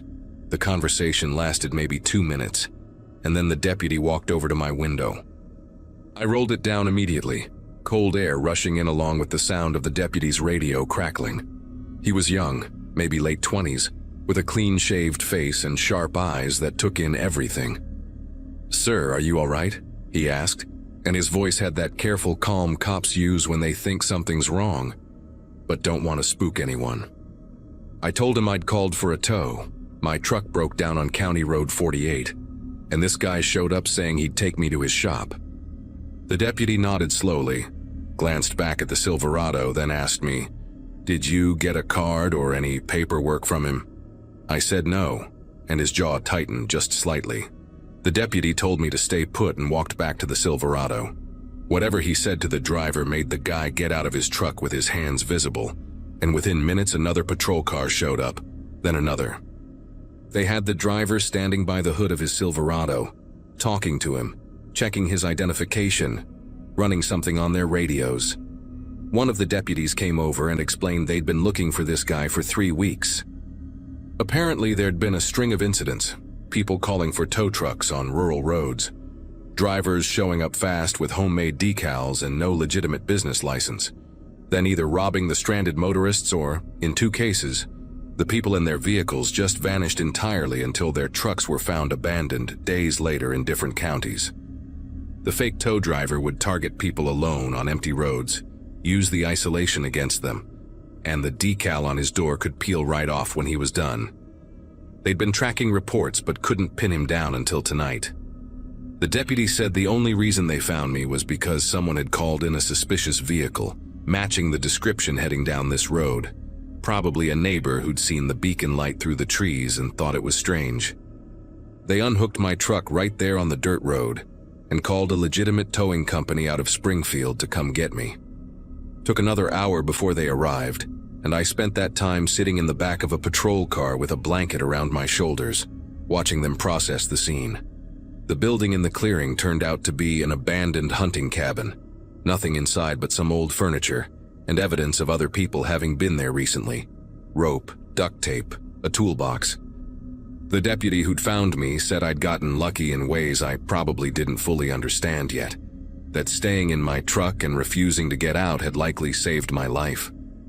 When the real tow truck finally showed up, a bright red rig with the company name in huge letters and a driver who had paperwork and a business card, and asked me a dozen questions about my insurance, I felt like I could breathe again.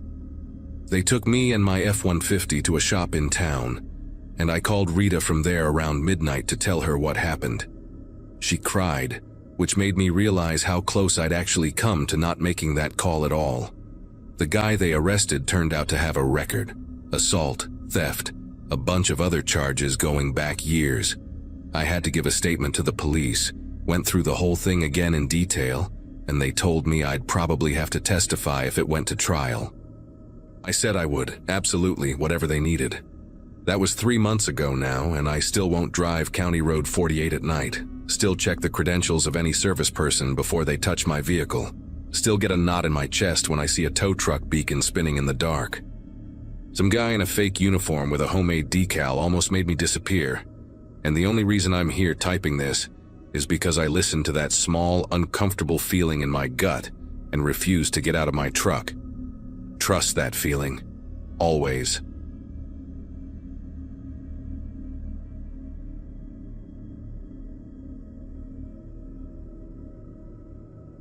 Folks around our town always said the bridge at Mason Creek had a bad feeling to it. It sits about 3 miles past the diner where I work, tucked behind a patch of pine trees and fog that never really lifts. The asphalt there crumbles into dirt, and when the wind blows through, it whistles through the cracks like the bridge is breathing.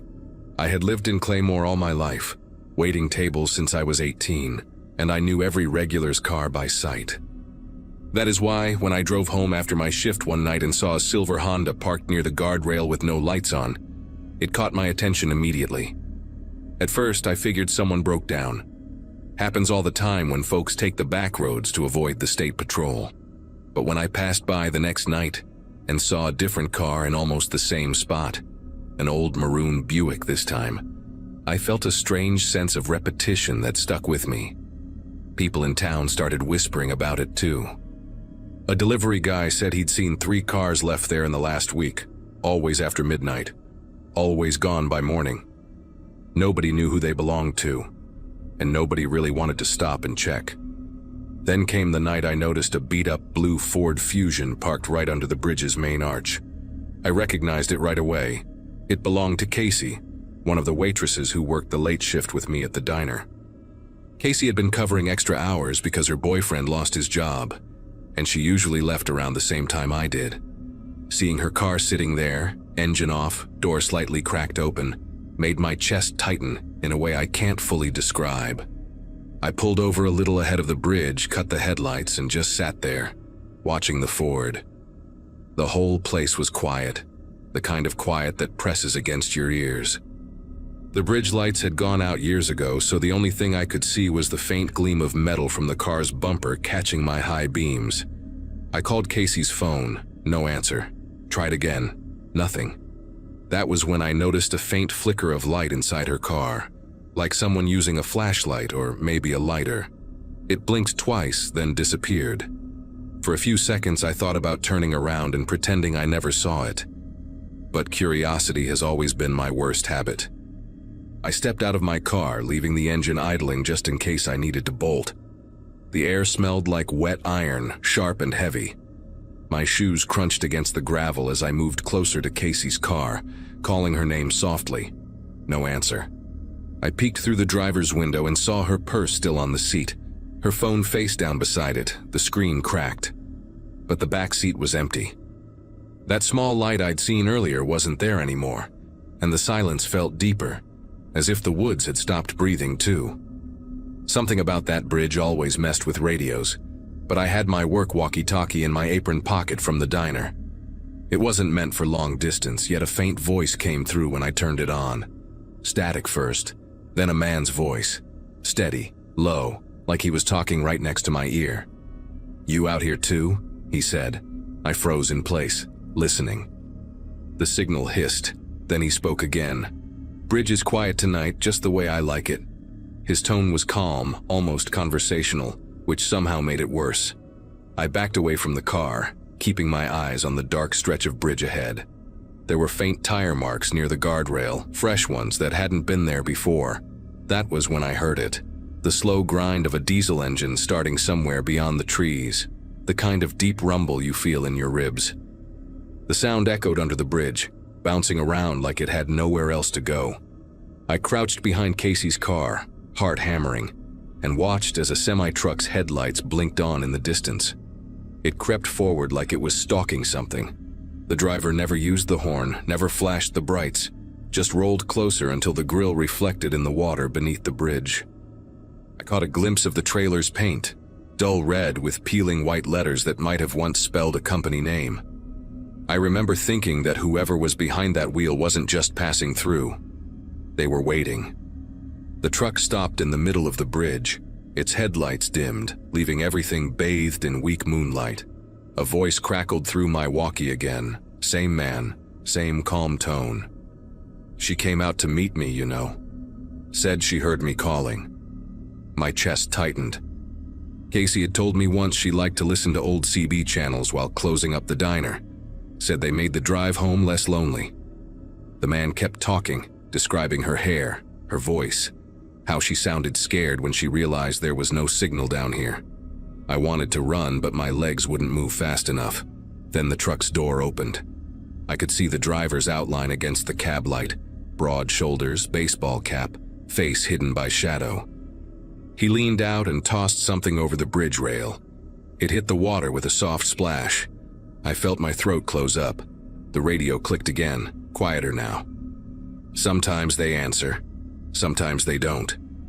His engine roared back to life, and the truck rolled off into the trees, taillights fading until the night swallowed them whole. I didn't go to the police until morning. When they checked the bridge, they found Casey's phone, the same one I'd seen in her car, shattered near the guardrail.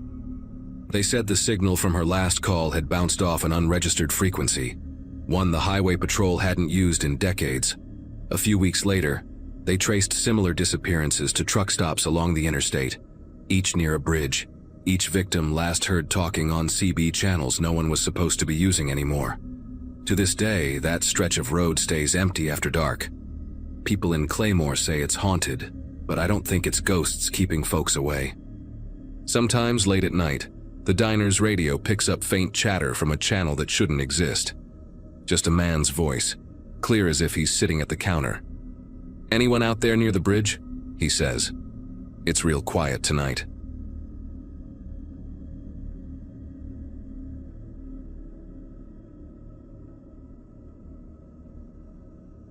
Classes had been exhausting that semester, and I was desperate for a quiet weekend to make some money. When my roommate mentioned a family who needed a babysitter for 2 nights, it felt like a perfect break from the campus chaos. The family lived in a tidy 2-story house on the edge of a small Oregon town. Quiet, tree-lined streets where everyone seemed to know each other. The mother, Erin, met me at the door with the kind of warmth that felt practiced, but not unkind. Her husband, Patrick, was supposedly leaving that evening for a business trip to Portland, and the 2 kids, Max and Lily, were already in their pajamas when I arrived. Erin gave me a quick tour of the house, moving a little too fast through each room, pointing out the snacks, the camera monitors, the back door, the alarm code. She kept saying how much she appreciated me coming on short notice. Her voice trembled just slightly when she mentioned Patrick's trip, but I brushed it off as exhaustion. Before she left, she kissed both kids on the forehead, reminded me not to open the door for anyone, and promised to be back by late morning. When the door clicked shut, the silence in that big house felt heavier than it should have. The night started out fine. Max and Lily were good kids, restless but polite. We played a board game, watched an old animated movie, and they fell asleep by 9. After cleaning up the living room, I sat in the kitchen with a cup of tea, scrolling through my phone, while the soft hum of the refrigerator filled the silence. The only light came from the little night bulb over the sink, making everything look faded and distant. The house felt peaceful, almost too still, like it was waiting for something. Around midnight, the first knock came. 3 dull taps on the back door, slow and deliberate. I figured it might be a neighbor, someone who had noticed Erin's car gone and wanted to check in. Still, Something in the rhythm of those knocks made me hesitate. I opened the kitchen tablet to check the porch camera. The grainy feed lit up, and I swear my breath caught when I saw the man on the screen. Patrick, standing there in the cold, his face lit by the porch light. At first I thought maybe the trip had been canceled, but something about the way he stood there, completely still, staring straight into the camera, made my throat tighten. He wasn't knocking anymore, just standing in the same position, his hands at his sides. The porch light flickered once and the feed glitched for half a second. When it came back, he was gone. I remember walking to the door and checking the lock twice before stepping back and texting Erin. No answer. Then I called her. Straight to voicemail. A few minutes later, a soft scratching sound came from the side of the house, like branches scraping the siding, except there were no trees close enough for that. I turned off the kitchen light to get a clearer view through the window. Outside, the yard looked empty. The swing set in the corner moved slightly, just enough to catch the light. I could not tell if it was the wind or something else. I told myself I was being paranoid. Still, I grabbed the house phone. Yes, an actual landline, and kept it next to me. When the knocks started again, they were louder, faster. The kids upstairs began to stir. I heard Max's small voice call out, asking if everything was okay. I lied and told him it was just a neighbor. My voice must have sounded wrong because he came to the top of the stairs, clutching a blanket. I told him to stay with his sister, locked the kitchen door again, and turned the deadbolt twice. Then I checked the camera feed one more time. Patrick was back. His face was closer now, his expression flat, as if he were watching something beyond the lens. I dialed 911 with shaking fingers, whispering the address while keeping my eyes on the screen. The dispatcher asked me if I was sure it was the homeowner. I said yes, absolutely sure. She told me officers were on their way and to stay inside. I remember feeling this strange mixture of relief and disbelief. I had seen his face earlier that evening when he hugged the kids goodbye. There was no mistaking him, but the man on that screen looked wrong somehow. The same features, same clothes, but a blankness in his eyes that I can't describe. The police took about 15 minutes to arrive, though it felt much longer. During that time, I kept every light in the house off and sat at the bottom of the stairs listening. I could hear something faint outside, footsteps crunching against the gravel, slow and uneven. Then the sound of a car door shutting somewhere nearby. I waited for a knock at the front door, but it never came. When red and blue lights finally flashed through the curtains, I ran to open the door before they even stepped out of the car. 2 officers searched the property while one stayed with me and the kids. They found footprints near the back porch, leading toward the woods that bordered the neighborhood. I remember one of them saying the prints matched heavy boots, not sneakers or dress shoes. When they ran Patrick's name through their system, the mood shifted instantly. One of the officers made a quick call and stepped outside. A few minutes later, he came back pale-faced and told me Patrick was confirmed to be in Portland. His body had been found in a motel parking lot earlier that evening. Erin returned the next morning in tears, escorted by detectives. The truth unfolded in fragments. Months of violence hidden behind closed doors, reports she never filed, neighbors who suspected but stayed quiet. Patrick had apparently left town 2 days earlier after a violent argument, but something or someone wearing his face came back that night. The officers never found any signs of forced entry, and the camera feed from that moment somehow vanished from the cloud storage before they could retrieve it. I quit babysitting after that. Erin and the kids moved away not long later. Every once in a while, I'll see a man on the street with the same posture, the same way of standing perfectly still like Patrick did on that porch. And for a second, I feel that same pressure in my chest, like the air is too thick. I try not to think about what I saw on that screen, or who, if anyone, was actually standing outside that door.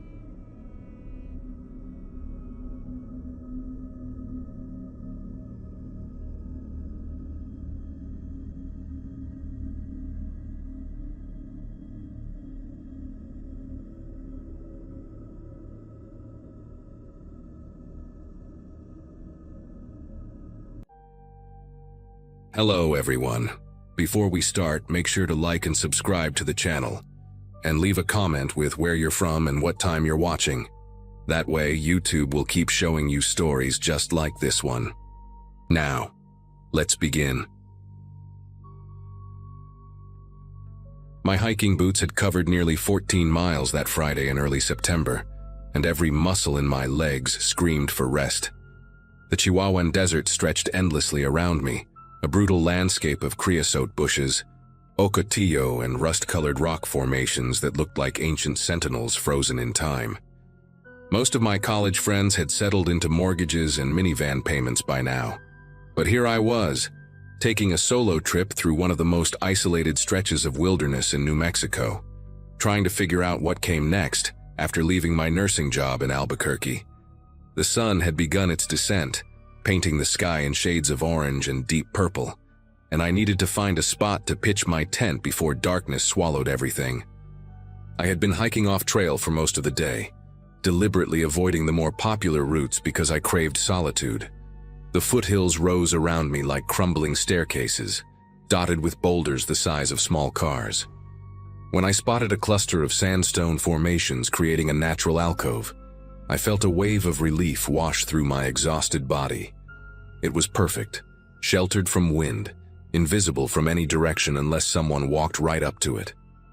I set up my small two-person tent behind the largest rock, positioning it so the opening faced the stone wall, rather than the open desert. Privacy felt important out here, even though I had not seen another human being since leaving the trailhead that morning. The silence was absolute, the kind of quiet that city people never truly experience, where you can hear your own heartbeat pulsing in your ears. I ate a cold dinner of trail mix and beef jerky, watching the stars emerge one by one until the entire sky transformed into a glittering canvas. My phone showed no signal, which I expected. I had downloaded offline maps before the trip and told my sister Valerie I would check in when I reached the next town in 3 days. By 9:30, I had crawled into my sleeping bag, bone-tired and oddly peaceful. The desert air cooled rapidly after sunset, and I zipped the tent closed, listening to the gentle rustle of wind against nylon. Sleep came quickly, pulling me under like a warm current, and for a few hours, everything was exactly as I had hoped it would be. The sound ripped me from sleep like a hand yanking me out of water. Engines, loud, aggressive, unmistakably the high-pitched whine of ATVs tearing through the desert floor. My eyes snapped open in the pitch blackness of my tent, and I lay completely still, my breath trapped somewhere in my chest. The noise grew louder, echoing off the rock formations, bouncing around until it seemed to come from every direction at once. I fumbled for my phone and checked the time, 11:47. For a long moment, I convinced myself it was just recreational riders, maybe some locals who knew the terrain and liked to race through the desert at night. But something about the way the engines revved, stopping and starting in irregular bursts, made my skin prickle with unease. I slowly unzipped my sleeping bag, moving inch by inch to avoid making any sound. The engines cut off abruptly, and the silence that followed was somehow worse than the noise had been. I crept to the mesh window of my tent and peered out into the darkness. At first, I saw nothing but the vague shapes of rocks and scrub brush under a sliver of moon. Then I noticed the lights, not headlights but handheld flashlights, 4 or 5 of them, bobbing about 300 yards to the east where the ground dipped into a shallow basin. My heart hammered against my ribs as I watched the beams sweep back and forth across the dirt. I could make out silhouettes now, maybe 4 or 5 figures moving with purpose, their movements coordinated like they had done this before. One of them carried something long across his shoulders, a rifle or a shotgun. I could not tell which from this distance. Every instinct in my body screamed at me to stay hidden, to not move, to barely breathe. I pressed myself lower against the tent floor, watching through the tiny window, as the figures gathered in a loose circle around a specific spot on the ground. Then I heard the sound of metal striking earth, rhythmic and deliberate, and I realized with dawning horror that they were digging.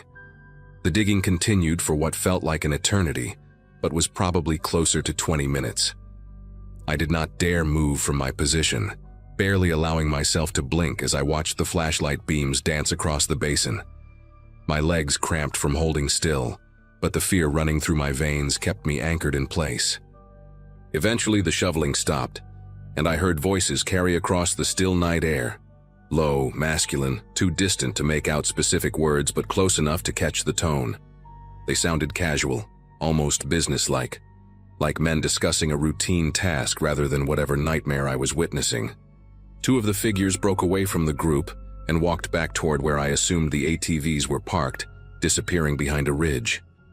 When they returned, they were dragging something between them, something large and heavy wrapped in what looked like a blue plastic tarp.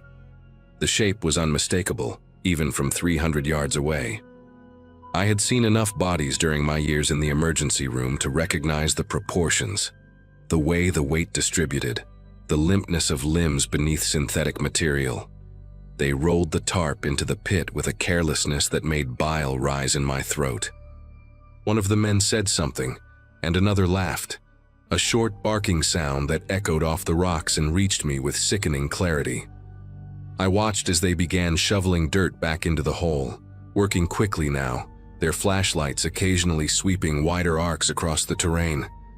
Every time a beam swung in my general direction, I pressed my face into the tent floor and held my breath until spots danced behind my eyelids. My phone sat useless in my pocket, no signal bars mocking me with their absence. I thought about all the true crime podcasts I had listened to during long shifts, all the stories of people who stumbled onto something they should not have seen and paid the price. The desert was vast, empty, unforgiving.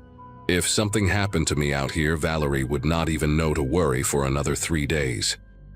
By then I could be buried in my own shallow pit, just another mystery that the sand would eventually swallow. The men finished their work and gathered their tools. I watched one of them pour something from a jug over the freshly turned earth. Water maybe, or something to mask a scent from animals. They stood around for a few more minutes, smoking cigarettes whose orange tips glowed like tiny demons in the darkness. Then, one by one, they mounted their ATVs. The engines roared back to life, shattering the silence, and the headlights flicked on in a blinding burst.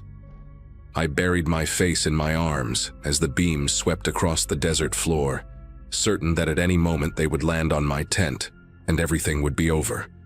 But the sound began to fade, moving away, heading south toward what I assumed was a road or a trail that connected to civilization. I waited until the noise dissolved completely into the night, until the only sound was my own ragged breathing and the frantic thudding of my pulse in my ears. Even then, I could not bring myself to move. I lay there in the darkness, trembling, replaying what I had seen over and over until the images burned themselves permanently into my brain. I must have stayed frozen in that position for at least an hour, maybe longer. Time had lost all meaning in the suffocating darkness of that tent. Eventually, the rational part of my brain began to reassert itself, pushing through the fog of terror with practical thoughts. I needed to get out of here. I needed to move, to put as many miles as possible between myself and that shallow grave before sunrise. If I left now and hiked through the night, I could reach the highway by mid-morning and flag down a car. I could call the police, report what I saw, let them handle it. Slowly, carefully, I began gathering my things, shoving my sleeping bag into my pack with hands that refused to stop shaking. I did not want to turn on my headlamp. The darkness felt like the only protection I had left, so I worked by touch alone, fingers fumbling with zippers and straps. When I finally had everything packed, I crept to the tent door and unzipped it just enough to slip outside. That was when I saw it, and the air left my lungs like I had been punched in the chest. A tire track. Fresh, deep, pressed into the soft desert sand no more than 6 inches from the edge of my tent. The tread pattern was thick and aggressive, the kind you see on off-road vehicles, and it curved around the rock formation in a deliberate arc before disappearing back toward the basin. They had come here. While I was hiding inside, paralyzed with fear, one of them had driven right up to my campsite, close enough to reach out and touch the nylon walls. Close enough to hear me breathing if I had made a single sound. I stared at that track in the pale moonlight, my mind refusing to process what it meant. They knew I was here. They had seen my tent, probably spotted it when their headlights swept across the rocks, and instead of confronting me, they had simply left. Why? The question gnawed at me as I stood there, exposed and vulnerable in the open air. Were they coming back? Were they watching me right now from somewhere in the darkness, waiting to see what I would do? The desert suddenly felt alive with invisible eyes, every shadow a potential threat, every whisper of wind a footstep creeping closer. I did not have time to think. I did not have the luxury of fear. I grabbed my pack and started moving, heading north, away from the burial site, away from the tire track, away from everything. My legs moved on autopilot, carrying me across the uneven terrain while my eyes strained against the darkness. I could not use my headlamp. If they were watching, the light would make me an easy target. So I navigated by starlight alone, tripping over rocks and scrub brush, catching myself on my palms again and again. The skin on my hands tore open, but I barely felt it. Every few minutes, I stopped and listened, straining for the sound of engines or footsteps, but the desert remained silent. After what felt like hours, the eastern horizon began to lighten, shifting from black to deep purple to the first pale hints of orange. I had covered maybe 5 or 6 miles, pushing myself harder than I ever had in my life, and when I finally crested a ridge and saw a thin ribbon of asphalt cutting through the valley below, I nearly collapsed with relief. The highway, civilization, safety, or at least the illusion of it. A trucker named Wallace picked me up around 7 in the morning. He was an older man with a gray beard and kind eyes, hauling agricultural equipment down to Las Cruces, and he did not ask too many questions when I stumbled out of the scrubland looking like I had crawled through hell. He let me use his phone to call 911, and I sat in the cab of his rig shaking so hard that I could barely hold the device steady while I described what I had witnessed.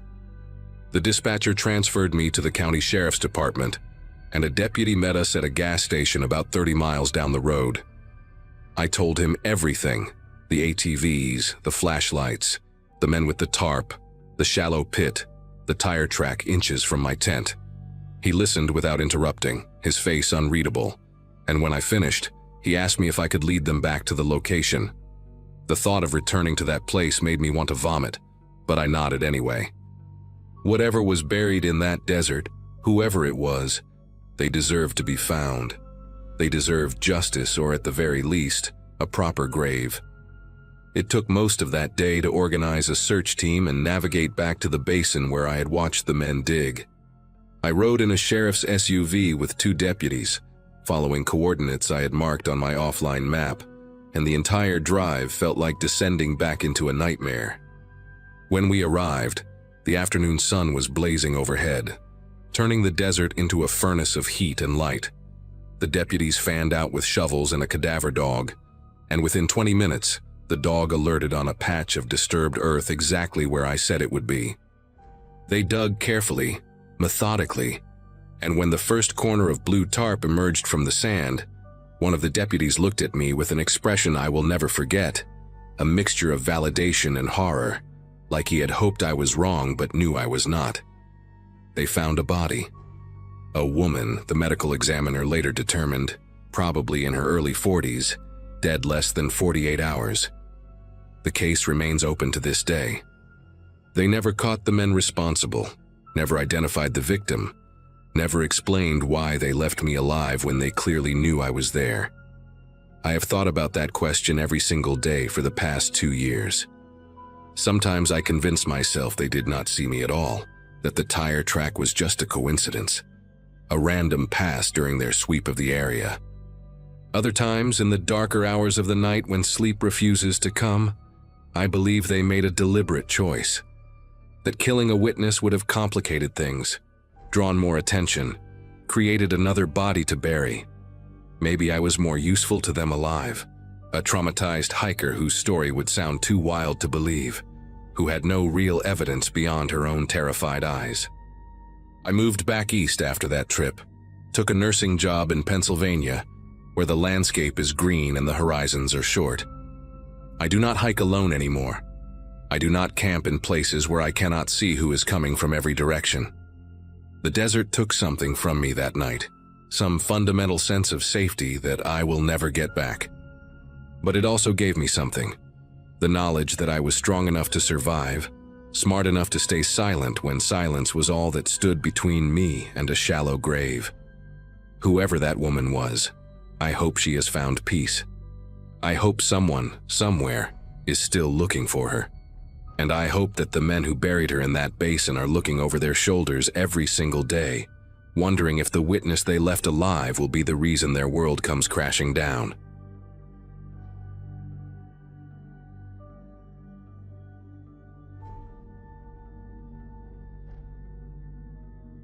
After my divorce got finalized in April 2015, I made a decision that most people in my life thought was either brave or completely stupid. I quit my accounting job at a firm in Baltimore where I had spent 9 miserable years, sold most of my furniture, and decided to hike a section of the Appalachian Trail alone. My therapist called it running away from your problems with extra steps, which made me laugh for the first time in months. At 34, with no kids, no mortgage anymore, and a decent chunk of savings, I figured if there was ever a time to disappear into the woods for a few weeks, this was it. I had done some camping before, nothing too extreme, mostly weekend trips with college buddies back when we were young, and thought sleeping on rocks was fun. But solo backpacking through remote Appalachia was different. I knew that going in, or at least I thought I did. I had been on the trail for about 6 days when I reached a ridge that my map labeled as Creighton's Bluff, somewhere in the backcountry of Western Virginia. The spot was perfect for camping, a flat clearing about 30 feet from a steep drop-off that overlooked a valley thick with old-growth forest. No other hikers had passed me in almost 2 days, which was exactly what I wanted. Cell service had died sometime around day 3, and I had made peace with being completely disconnected. That Wednesday evening, I set up my tent, got a small fire going, and cooked some dehydrated chili that tasted like cardboard mixed with regret. The sun dropped behind the mountains around 8, painting everything in shades of orange and purple that made me feel, for a moment, like maybe this whole trip was not such a crazy idea after all. I remember sitting there, watching the valley below fade into shadow, feeling genuinely calm for the first time since my ex-wife told me she had been seeing someone else. That calm would not last through the night. It started around 10:30, maybe 11. I was lying in my tent, not quite asleep, but drifting in that hazy space between awake and dreaming, when I heard the first rock, a sharp crack echoing up from the valley below, the unmistakable sound of stone hitting stone. I did not think much of it at first. Rocks fall, animals knock things loose, the mountains are alive with small noises at night. But then I heard another one, and another, and they were not random.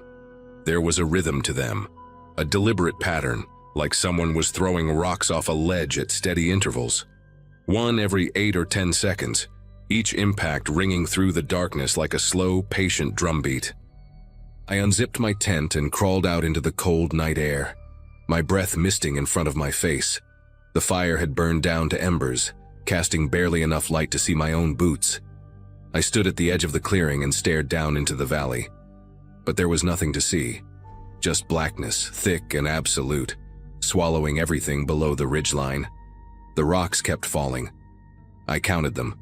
14, 15, 16, each one landing somewhere far below with that same sharp crack. It sounded like they were being thrown from somewhere to my left, maybe a quarter mile along the ridge, but I could not see any light or movement in that direction. No flashlight beam, no campfire glow, nothing to suggest another hiker was out there in the dark. I told myself it was probably some animal, maybe a bear knocking stones loose while foraging, or a rock slide that just happened to have a weirdly consistent pace. But I had spent enough time in the woods to know what natural sounds felt like, and this did not feel natural. This felt intentional, purposeful, like someone was sending a message across the darkness, and I just could not understand what it meant. After about 20 minutes, the rocks stopped.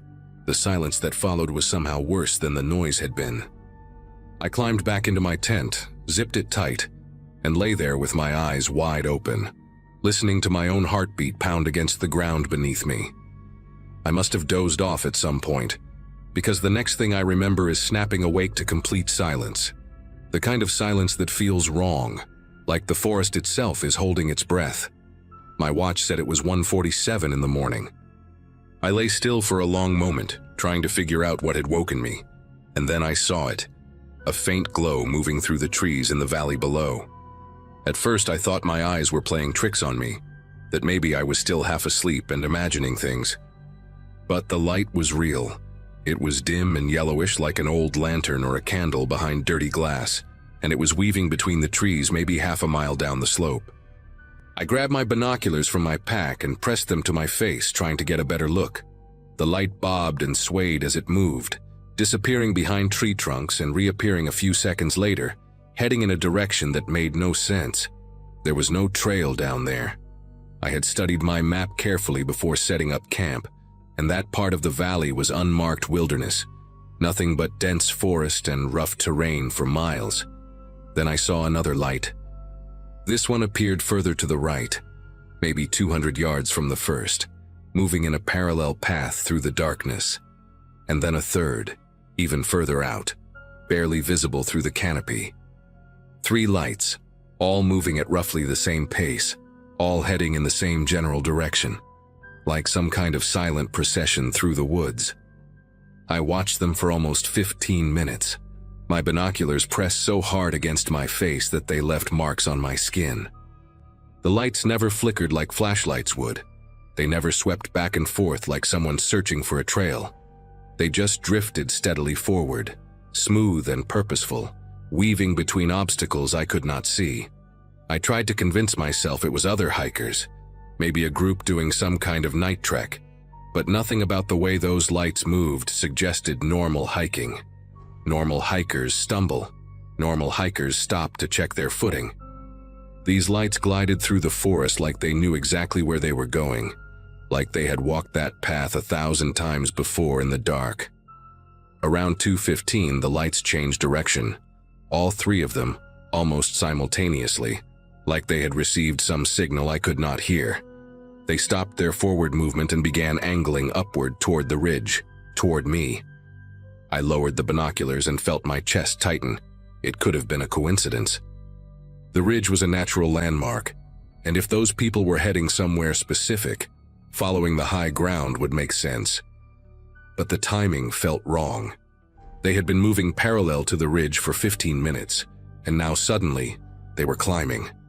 I sat there in the darkness watching those 3 dim lights slowly ascend the slope, and I tried to calculate how long it would take them to reach the top. An hour maybe. Maybe less if they knew the terrain well. I thought about packing up and leaving, but hiking alone at night on a trail I barely knew seemed like a good way to twist an ankle or walk off a cliff. So I stayed. I told myself I was being paranoid, that those lights were probably just locals out hunting or checking traps or doing whatever people did in these mountains after dark. I told myself a lot of things that night. None of them made me feel any better. By 3 in the morning, the lights had disappeared. I had lost sight of them about 40 minutes earlier, when they dropped below the tree line on their way up the slope. I kept expecting to see them emerge from the forest at the edge of my clearing, to hear voices or footsteps approaching through the brush. But nothing came. The silence stretched on, thick and suffocating, broken only by the occasional rustle of wind through the leaves. I sat with my back against a tree, facing the direction the lights had been coming from, my headlamp off and my knife in my hand. It was a folding blade, nothing impressive, but holding it made me feel slightly less helpless. The fire had gone completely cold by then, just a circle of gray ash that offered no warmth and no light. I thought about relighting it, but something told me not to. Something told me that right now, in this moment, being visible was not a good idea. So I sat in the dark and I waited, my ears straining for any sound that did not belong. The mountains around me felt different than they had during the day, older somehow, hostile, like I had wandered into a place where I was not supposed to be, and something out there knew it. I do not know when I fell asleep. I did not mean to, Every nerve in my body was screaming at me to stay alert, but exhaustion must have won eventually. One moment I was staring into the darkness with my knife clutched against my chest, and the next I was blinking awake to pale gray light filtering through the trees. Dawn. I had made it to dawn. My neck ached from sleeping upright against the tree, and my fingers were stiff from gripping the knife handle for hours. I sat there for a moment, letting the relief wash over me, listening to the first birds beginning to call in the canopy above. In the daylight, everything seemed almost normal again. The valley below was just a valley, green and quiet and unthreatening. The ridge was just a ridge. I let out a long breath and started to push myself up from the ground, already thinking about packing up my gear and putting as many miles as possible between me and this place. That is when I noticed the footprints. They were about 8 feet from where I had been sitting, pressed into the soft dirt near the remains of my campfire. I walked over slowly, my legs unsteady beneath me. The prints were bare feet. No boots, no shoes, just the clear impression of naked soles and toes pressed into the earth. They were wide, wider than my own feet by a good margin, and the toes were splayed apart in a way that looked almost unnatural, like whoever made them was used to walking without footwear. I crouched down and studied them, my heart hammering against my ribs. There were at least a dozen prints, overlapping in places, circling the dead fire in a slow, deliberate pattern. Whoever had made them had walked around my campsite while I slept. They had stood right there, right next to the ashes, close enough to touch my tent if they had reached out. I followed the tracks with my eyes, tracing their path around the fire pit, and felt something cold settle into my stomach when I saw where they led. The prints came right up to the base of the tree I had been leaning against. They stopped maybe 6 inches from where my legs had been stretched out in the dirt. Someone had stood over me in the darkness, barefoot and silent, watching me sleep, and I had not heard a thing. I packed my gear in under 5 minutes. I did not bother with breakfast, did not bother folding my tent properly, did not bother with any of the careful routines I had developed over the past week on the trail. I just shoved everything into my pack with shaking hands and started moving. The footprints led away from my campsite toward the eastern edge of the ridge, disappearing into a dense thicket of rhododendron that I had no intention of following. I went the opposite direction, back toward the main trail, walking as fast as I could without breaking into a full run. Every few minutes I would stop and listen, scanning the trees around me for any sign of movement. The forest was quiet except for the birds and the soft crunch of my boots on the dirt. Too quiet, maybe. I kept thinking about those wide, splayed toes pressed into the earth, about how close they had been to my body while I slept. I kept thinking about the lights in the valley, moving in perfect coordination through the darkness. And I kept thinking about the rocks, that steady rhythm echoing across the mountains like a signal. A signal to whom? A signal for what? I did not want to know the answer. I just wanted to get out of there. I hiked for nearly 7 hours straight, barely stopping except to drink water and check my map. By late afternoon, I had reached a small town called Bradshaw's Crossing. Nothing more than a gas station, a general store, and a cluster of old houses scattered along a 2-lane road. I must have looked like a wreck when I walked into that store. Dirty, exhausted, wild-eyed, because the old woman behind the counter took one look at me and asked if I was all right. I told her I had been camping up on Creighton's Bluff and had a rough night. She got quiet for a moment, her face doing something complicated that I could not quite read. Then she said, real casual, that most folks around here knew better than to camp up on that ridge. Said there were people who lived back in those hollows, families that had been there for generations, who did not take kindly to outsiders on what they considered their land. She did not say anything else, did not elaborate, just handed me my change and wished me safe travels with a look in her eyes that told me I was lucky to be standing there at all. I drove home the next day, sold my camping gear a week later. I have not been back to Appalachia since, and I do not plan to ever go again. Sometimes, late at night, I still hear that rhythm in my head. Rock after rock after rock, falling into the darkness like a countdown to something I was never meant to see.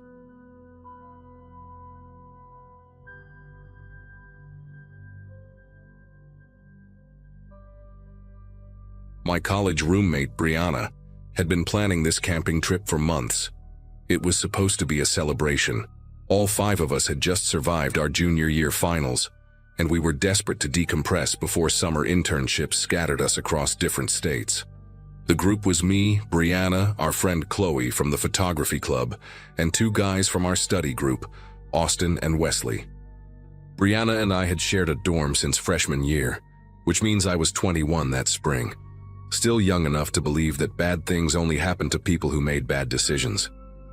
I had known Austin since orientation week, and he had always been a little intense, but in a way that seemed harmless back then. He was the kind of guy who would text you 17 times if you did not respond within an hour, who remembered every detail of every conversation you ever had with him. Brianna used to joke that he would make someone a very attentive boyfriend someday. None of us were laughing by the end of that weekend. We drove up to Blackwood Ridge in Austin's pickup truck on a Friday afternoon. The campsite was about 4 hours from campus, deep in a national forest that Brianna had discovered through some hiking forum online.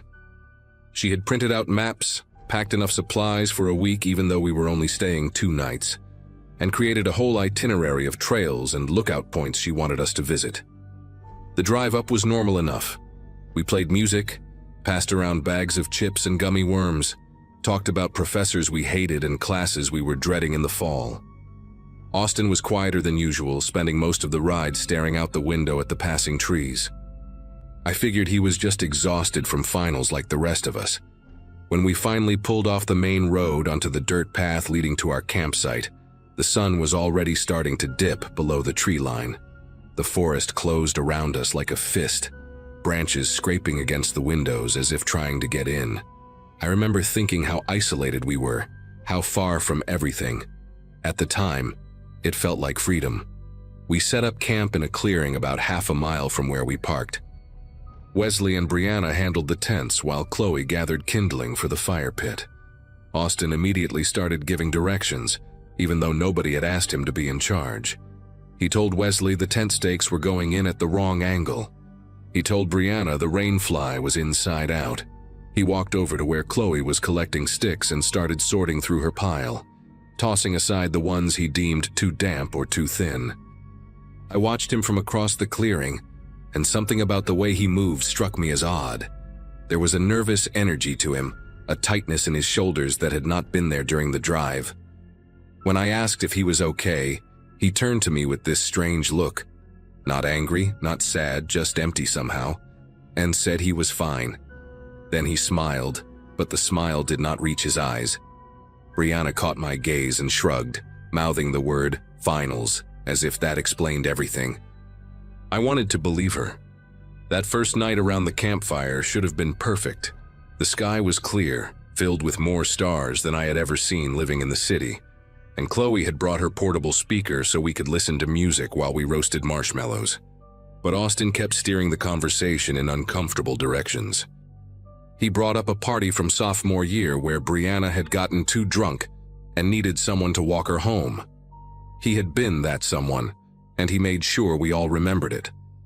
He mentioned the time he had helped Chloe edit her photography portfolio at 2 a.m. before a submission deadline. He talked about lending Wesley money for textbooks, about driving me to the pharmacy when I had the flu last winter. Every story was technically true, but the way he told them made it sound like we all owed him something. Wesley tried to change the subject a few times, but Austin kept circling back. By the time we crawled into our tents around midnight, the mood had shifted. The easy laughter from the car ride felt like it belonged to a different trip entirely. I woke up Saturday morning to the sound of arguing.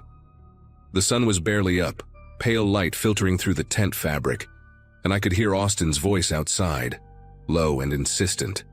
I unzipped the flap just enough to see him standing with Chloe near the edge of the clearing. She had her arms crossed tight against her chest, and even from 20 feet away I could tell she was upset. Austin was leaning toward her, one hand gesturing toward the woods, the other gripping her elbow.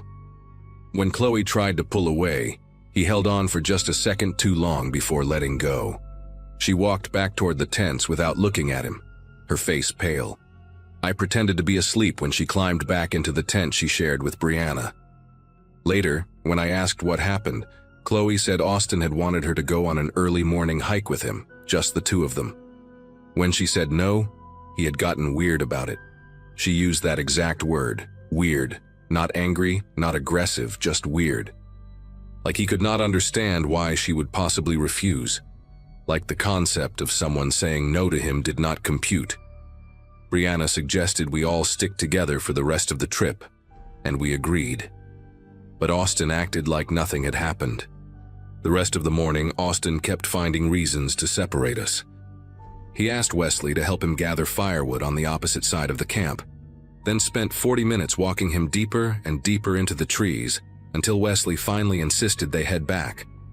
He told Brianna there was an amazing view just 10 minutes down a trail, and when she said she would rather wait for the group, he sulked for an hour.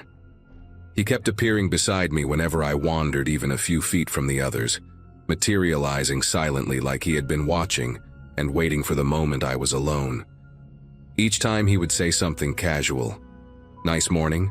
Did you sleep okay? Want to check out that stream I found?" But his eyes tracked my movements with an intensity that made my skin prickle.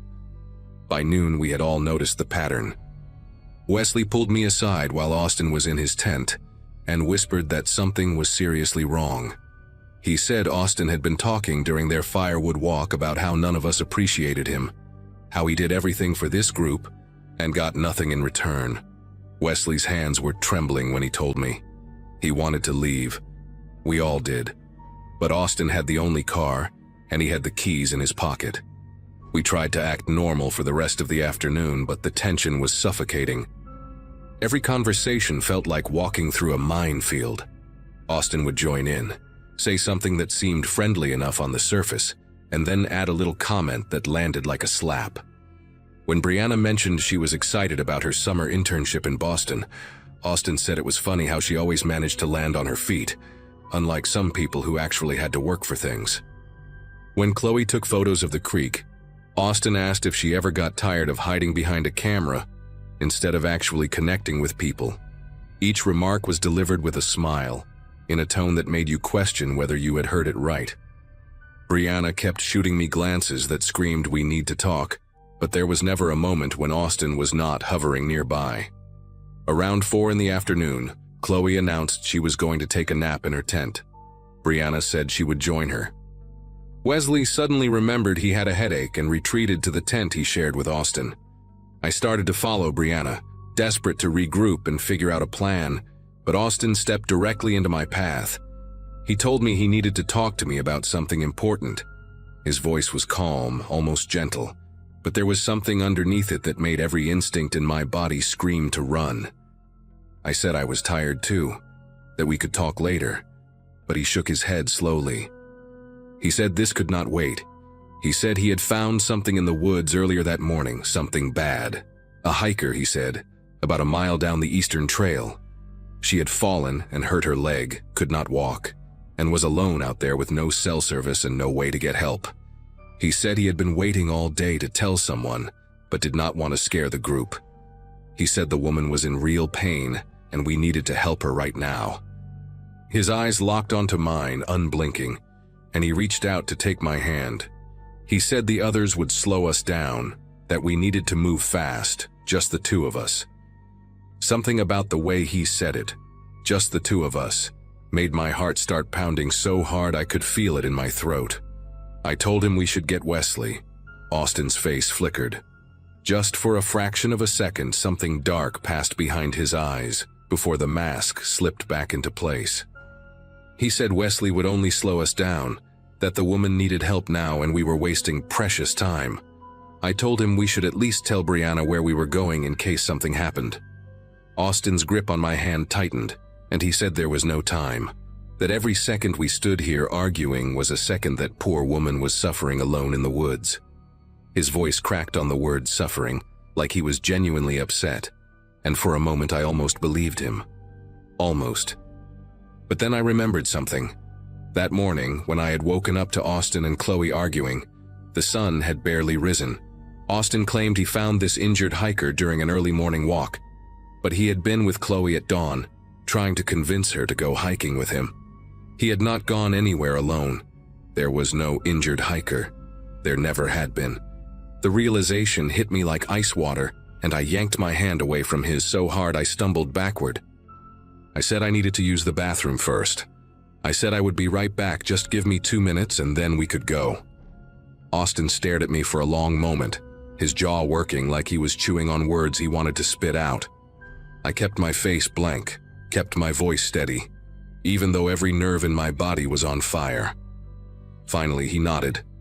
He said he would wait right here, that I should hurry. I walked toward the tree line as calmly as I could manage, feeling his eyes burning into my back with every step.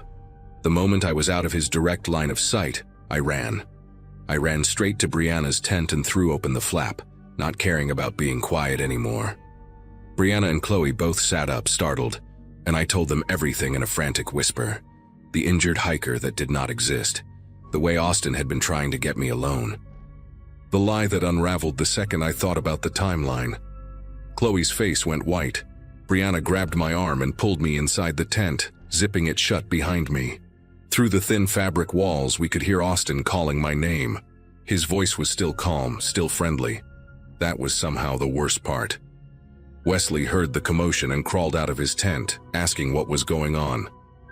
Austin intercepted him before he could reach us, and through the tent fabric I could hear Austin explaining that I had gotten upset over nothing, that I was being dramatic, that he was just trying to help someone in need and I had freaked out for no reason. His voice was so reasonable, so measured, that for a split second I wondered if I had made a mistake. But then Brianna squeezed my hand and whispered that we needed to get those keys. Chloe had her phone out, desperately searching for a signal, even though we all knew there was none this deep in the forest. We heard Wesley's voice rise. He was arguing with Austin, demanding to know what was really going on. Then there was a scuffle, the sound of someone hitting the ground, and Wesley shouted for us to run. Brianna unzipped the back of the tent, the side facing away from the campsite, and the three of us crawled out into the underbrush. We ran toward the trail that led back to the parking area, branches whipping our faces and arms, not daring to look back. I could hear Austin crashing through the woods behind us, calling our names in that same calm voice, telling us we were overreacting, telling us to stop and just talk to him. We made it to the dirt road where the truck was parked, but without the keys we could not drive. Brianna remembered passing a ranger station about 2 miles back on the main road, and we started running again. My lungs were burning and my legs felt like they might give out. But I did not stop. None of us did. We reached the ranger station just as the sun was starting to set, and the woman behind the desk took one look at our faces and immediately picked up her radio. 2 rangers drove us back to the campsite in their vehicle. When we got there, Austin was sitting calmly by the fire pit, roasting a marshmallow like nothing had happened. Wesley was in his tent with a bloody nose and a bruise forming under his left eye. Austin tried to explain that it was all a misunderstanding, that we had panicked over a joke, but the rangers were not buying it. They escorted us to our cars. One ranger drove Austin's truck with Austin in the passenger seat, while the other followed with the rest of us. We filed a report at the local police station that night. Austin was not arrested, but there was a record now, a paper trail. We never spoke to him again after that weekend. I heard through mutual friends that he transferred schools the following semester. Sometimes I still think about that moment in the clearing, when he took my hand and asked me to follow him into the woods. I think about what might have happened if I had not remembered that he was with Chloe that morning. If I had believed him, if I had gone.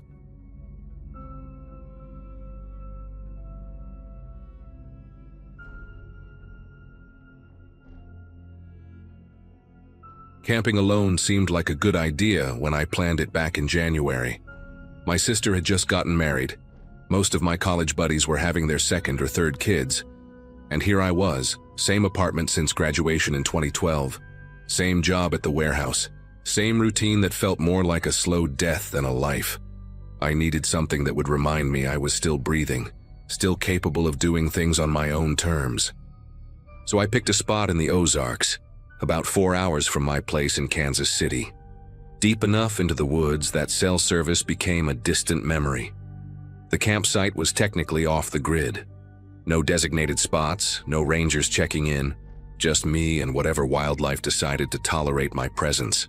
I arrived on a Friday afternoon in early October, the kind of day where the leaves were turning burnt orange and the air had that crisp bite that makes you feel genuinely alive.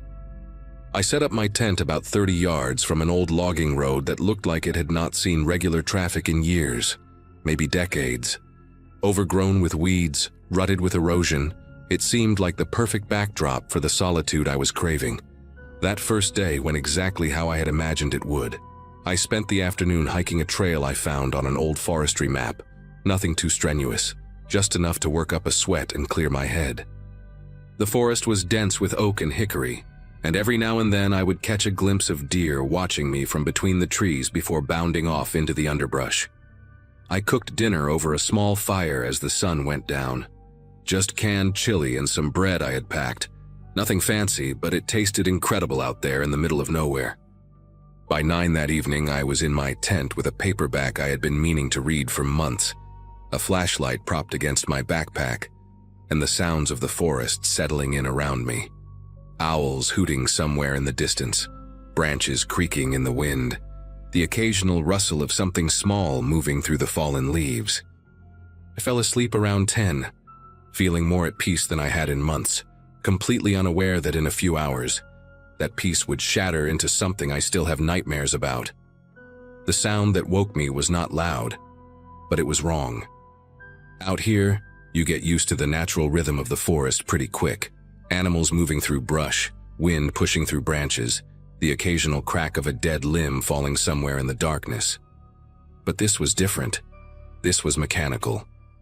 A low rumble that grew steadily louder, the unmistakable groan of engines working hard against rough terrain. I lay there in my sleeping bag, eyes open, heart starting to pick up speed, telling myself it was probably just some hunters using the old logging road as a shortcut. People did that sometimes, right? Used abandoned roads to get deeper into hunting grounds.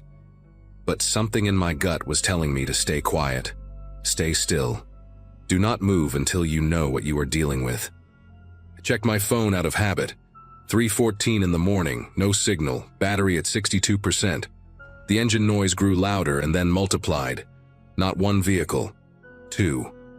I heard them stop maybe 50 yards from my position, engines idling for a moment before cutting off completely. Doors opened and closed, not slammed but pushed shut carefully, deliberately, the way someone closes a door when they do not want to make noise. I could hear voices now, low and indistinct, the kind of murmuring that happens when people are trying not to be heard. Every instinct I had was screaming at me to stay exactly where I was, but I needed to see what was happening. I unzipped my sleeping bag as slowly as humanly possible, each tooth of the zipper sounding like a gunshot in the silence of my tent. I crawled toward the mesh window on the side facing the road, keeping my body as flat as I could against the ground. The moon was about 3/4 full that night, bright enough to cast shadows, and when I pressed my face against the mesh, I could see them, 2 pickup trucks, both dark-colored, parked nose to nose on the logging road. And around them, moving with purpose, at least 5 men. They were unloading something from the bed of the first truck, rectangular bundles wrapped tight in what looked like black plastic or maybe heavy-duty trash bags, each one about the size of a large duffel bag. The men worked in near silence, passing the bundles from one to another in a chain, stacking them on the ground between the 2 vehicles. I counted the packages as they moved them, 8, 9, 10, 12 total. One of the men said something I could not make out, and another one responded with a harsh whisper that carried just enough for me to catch the tone. Angry, impatient. These were not hunters, these were not hikers who got lost. I had stumbled into something I was never supposed to see, and the realization hit me like a bucket of ice water. I pressed myself even flatter against the floor of my tent, trying to make myself as small as possible, barely breathing. The arguing got louder. I could make out fragments now, something about a count being wrong, about someone named Ray who had screwed something up. One of the men, taller than the others with broad shoulders and a baseball cap, stepped away from the group and pulled out a flashlight. He clicked it on and swept the beam across the tree line, slow and deliberate, like he was looking for something specific. The light passed within 10 feet of my tent, and I swear my heart stopped beating for a full second. Then the beam swung back toward the road, and the tall man froze. He was staring at the ground near the edge of the logging road, right where the overgrown grass met the dirt. I knew instantly what he was looking at. My boot prints. The ones I had left that afternoon when I crossed the road during my hike. The ones I had not even thought twice about, because who would ever see them out here in the middle of nowhere? The tall man called out to the others, his voice low but urgent. I watched as 3 of them gathered around him, flashlights clicking on one by one. All of them aimed at the ground where my tracks disappeared into the tree line. Toward me. One of them pulled something from his waistband, a handgun, black and angular in the moonlight, and held it down by his side. Another one had what looked like a shotgun, the barrel catching the light as he shifted it from one hand to the other. They talked among themselves for maybe 30 seconds, their voices too quiet for me to make out the words. But their body language told me everything I needed to know. They were going to search, they were going to find me.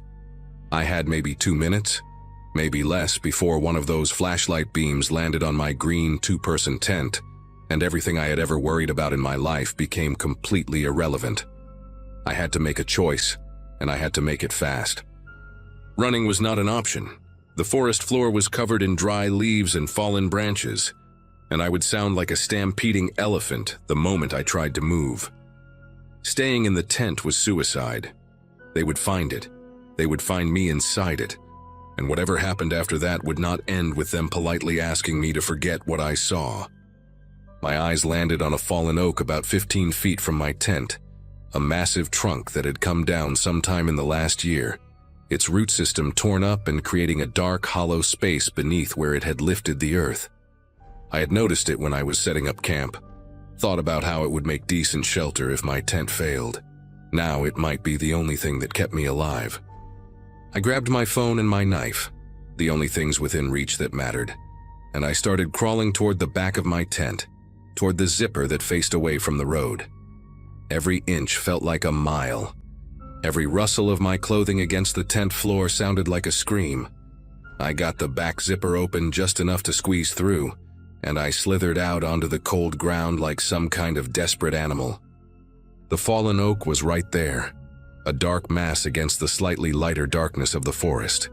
I could hear the men entering the tree line now, maybe 40 feet behind me, their footsteps crunching through the leaves with no attempt at stealth.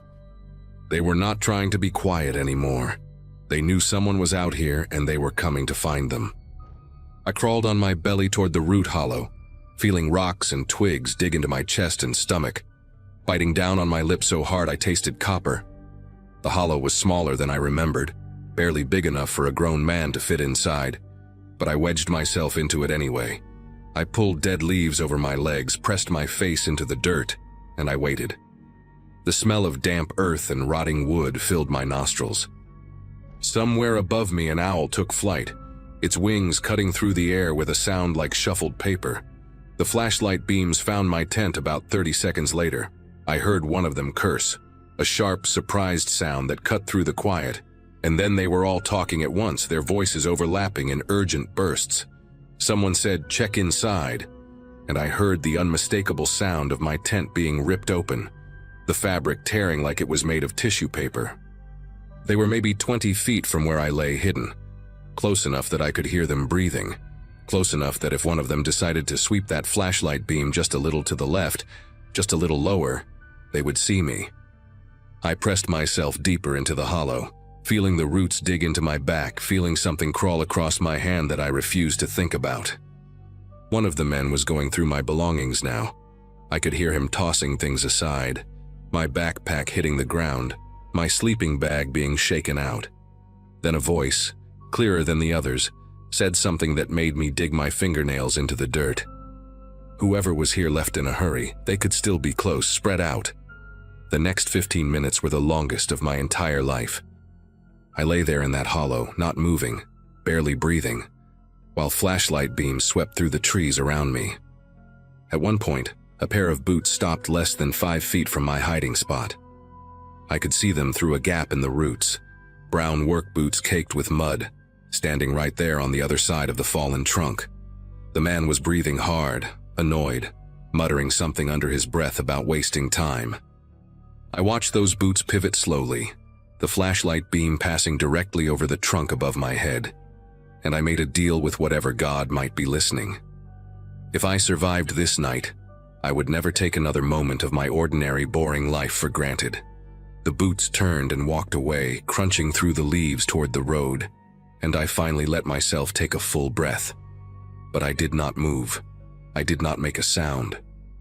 I stayed exactly where I was, buried in the dirt like a corpse, waiting. Eventually, I heard them gathering back by the trucks. The tall man was giving orders, his voice carrying through the still night air. They were going to finish what they came here to do and get out. If whoever was camping here had run off into the woods, they were probably miles away by now, not worth chasing in the dark. I heard the bundles being loaded into the second truck, heard doors slamming shut with less care than before, heard engines starting up and tires grinding against the rutted road. The sound of those trucks fading into the distance was the sweetest thing I had ever heard, but still I did not move.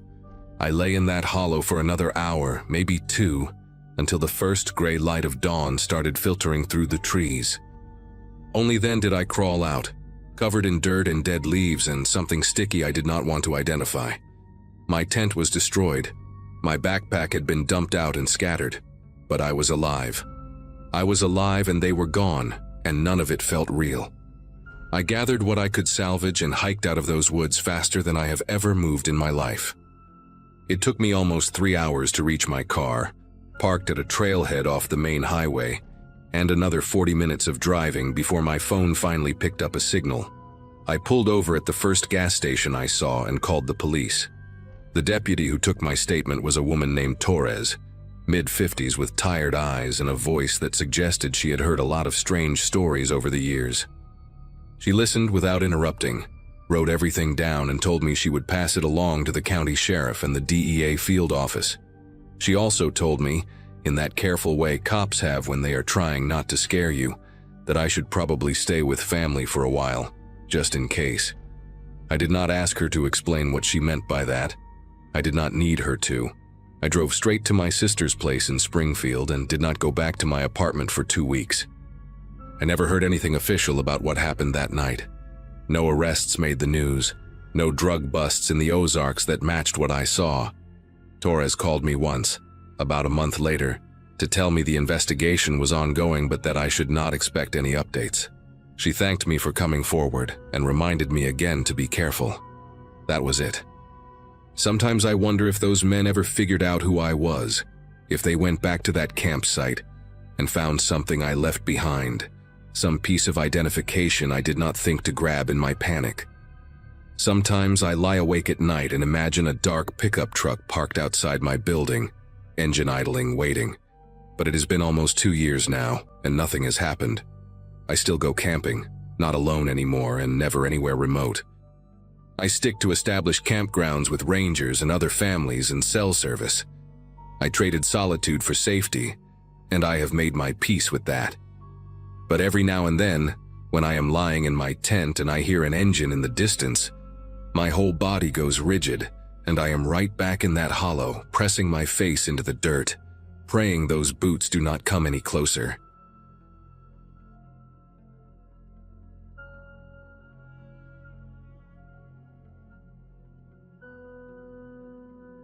Most of my coworkers thought solo backpacking was reckless for a woman, and they never missed a chance to remind me. But by the spring of 2014, I had stopped caring what anyone thought. My marriage had crumbled 6 months earlier. My friends from nursing school were all wrapped up in toddlers and PTA meetings. And somewhere around my 34th birthday, I realized that the loneliness I felt in crowded rooms was worse than any solitude the wilderness could offer. Oregon became my refuge, the Cascade Range specifically, where the Douglas firs grow so thick they block out the sky, and the silence is so complete you can hear your own heartbeat. I had planned this particular trip for weeks, a 4-day solo trek into a section of backcountry that most day hikers never reached. My younger sister Megan called me the night before I left, her voice tight with worry, listing every news story she could find about women who vanished on trails. I promised her I would check in at every trailhead, that I had my satellite beacon, that I knew what I was doing. She did not sound convinced. The first 2 days unfolded like a meditation. I covered about 14 miles each day, my boots finding rhythm on the packed earth, stopping only to filter water from streams so clear you could count every pebble on the bottom. The burn in my calves and shoulders felt earned, purposeful. Nothing like the hollow exhaustion of crying myself to sleep in an empty apartment. By the third evening, I had pushed deep into the backcountry, reaching a small clearing roughly 7 miles from the nearest marked trailhead. I found the spot through a backpacking form, one of those hidden gems that experienced hikers whisper about, but never post coordinates for. It was perfect. Level ground for my tent, a creek babbling maybe 30 feet away, surrounded by forest so dense it felt like a fortress. I made camp while the light was still golden, hung my food bag from a high branch, and crawled into my sleeping bag with that particular peace that only comes from physical exhaustion and total isolation. I remember zipping the tent closed and thinking, finally, I can breathe. I woke to darkness and the sound of the zipper. Not a fast sound, not the careless tug of wind against fabric. This was slow, deliberate, a centimeter at a time, the metal teeth separating with a soft purr that seemed impossibly loud in the stillness. My eyes snapped open and I lay there, every muscle locked, my mind scrambling to make sense of what I was hearing. The zipper stopped. I held my breath, straining to hear anything else. Footsteps, breathing, the rustle of clothing. Nothing. Just the creak in the distance and the blood pounding in my ears.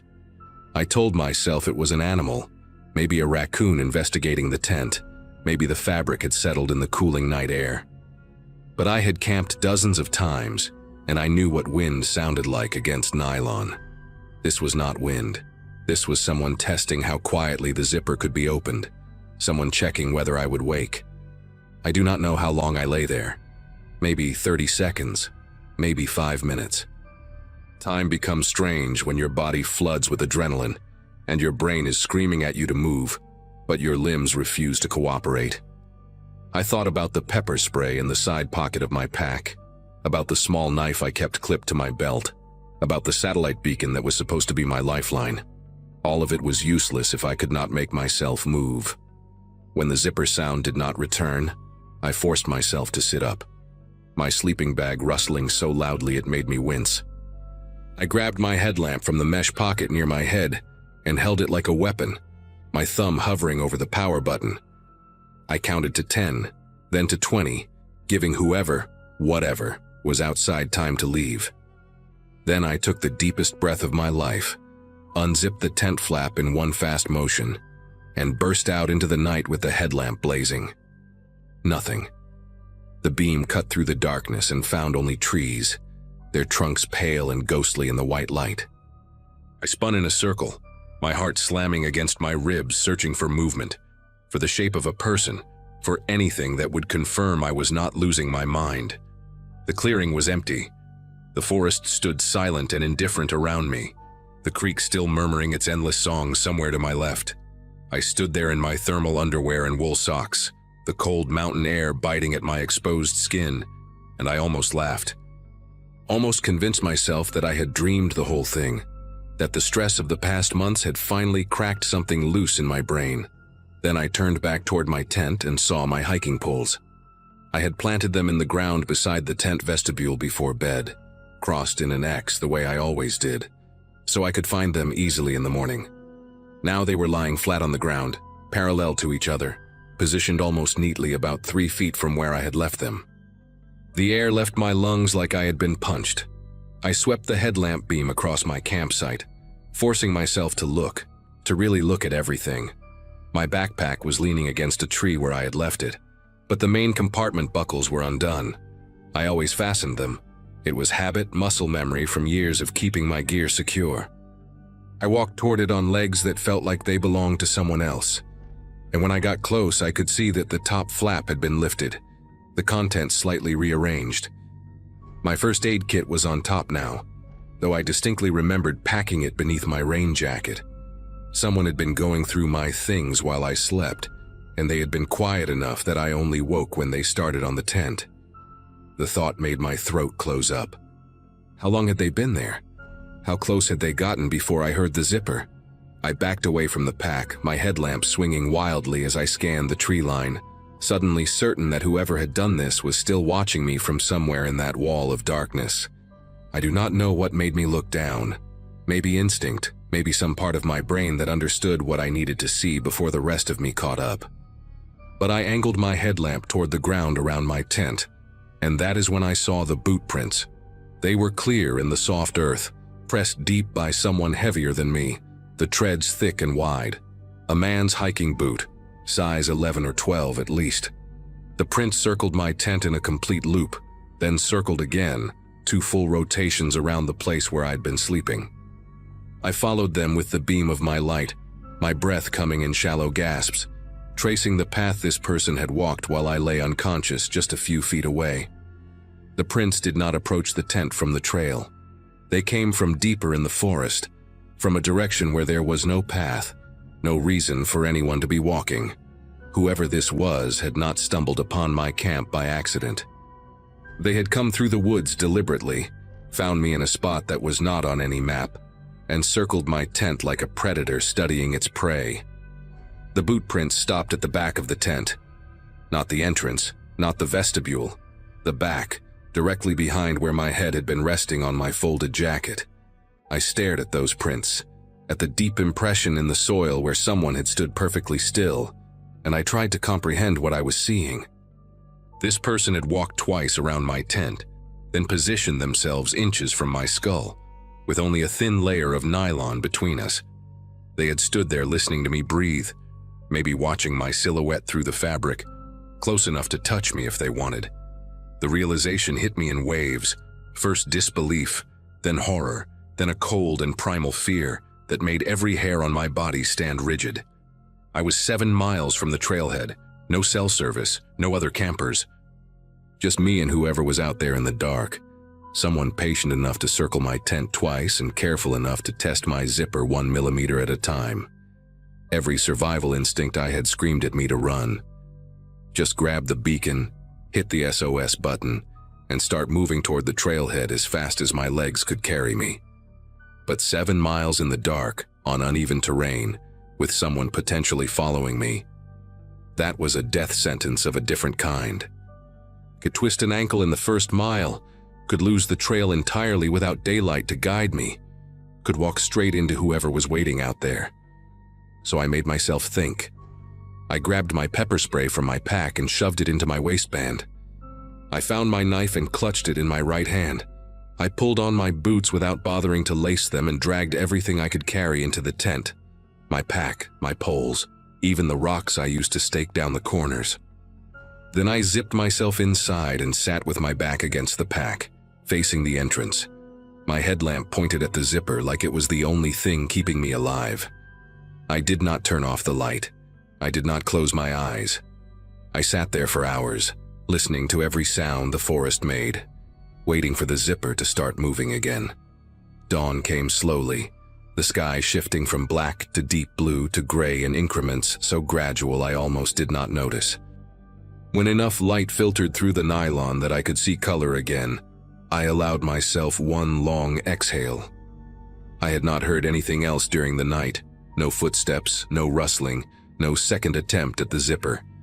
But I was not foolish enough to think that meant I was safe. I packed my gear in record time, my hands fumbling with buckles and straps, shoving everything into my bag without the careful organization I normally insisted on. The boot prints were still there in the morning light, even clearer now, and I forced myself to photograph them with my phone before I left. I do not know why. Evidence, maybe, or proof to myself that I had not imagined the whole thing. The photos showed exactly what I had seen in the dark, 2 complete circles around the tent, deep impressions where someone had stood motionless at my head, and a single line of tracks leading back into the forest in the direction of nothing. I hiked out faster than I have ever moved in my life. What should have taken 4 hours took me just under 3, my legs burning, my lungs screaming, but I refused to stop for more than a few seconds at a time. Every snapping branch made me spin around. Every shadow between the trees looked like a figure waiting. I kept the pepper spray in my hand the entire way, my thumb on the trigger, ready for someone to step out of the forest and confirm my worst fears. But no one did. The trail remained empty, the woods remained silent, and when I finally reached the trailhead parking lot and saw my car sitting there untouched, I nearly collapsed against the hood. There were 2 other vehicles in the lot, a green pickup truck with Montana plates and a white sedan with a bike rack on top. I stared at them for a long moment, wondering if one of them belonged to whoever had visited my camp, wondering if they were still out there in the wilderness, or if they had already driven away before dawn. I got in my car, locked the doors, and did not stop driving until I reached the ranger station 20 miles down the mountain. The ranger on duty was a woman named Colleen, mid-50s with gray streaks in her braid, and the kind of calm demeanor that made me feel safe for the first time in 12 hours. I showed her the photos, told her everything, the zipper, the boot prints, the way my things had been moved. She listened without interrupting, her expression growing more serious with each detail. When I finished, she told me I was not the first. There had been 2 other reports that summer, both from solo female hikers in the same general area, both describing similar experiences. Someone approaching their camp at night, testing tent zippers, moving equipment. One woman had woken to find her boots placed neatly outside her tent door, laces removed. Another discovered a small pile of rocks stacked beside her head, placed there while she slept. Colleen said they had increased patrols but never caught anyone, never found a permanent camp or any other evidence. She took down my information, filed a report, and told me to contact local law enforcement if I wanted to press further. I drove home that afternoon and did not go back to the Cascades for 2 years. I still hike. I refuse to let whoever that was take that away from me, but I never camp alone anymore, and I never will again. Sometimes at night, when I am lying in bed in my apartment with the doors locked and the city humming outside my window, I think about those boot prints circling my tent. I think about the patience it took to move that slowly, that quietly, to test a zipper 1 tooth at a time while a woman slept inches away. I think about what would have happened if I had not woken up, if the sound had not pulled me from sleep at exactly the right moment. The ranger told me they never caught anyone, and as far as I know, they still have not. I check the hiking forums sometimes, looking for new reports from that area, hoping I will read that someone was arrested, that the mystery was solved. But there is never any update, never any resolution. Just silence, and the knowledge that somewhere in those mountains someone is still out there, walking through the trees in the dark, circling tents, testing zippers, waiting for the ones who do not wake up.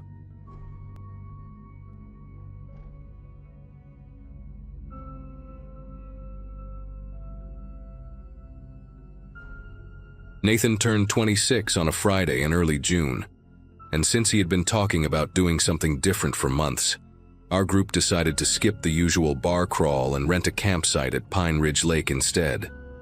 The place was about 3 hours north of where we all lived in Ohio, tucked away in this sprawling state park that promised seclusion and good fishing.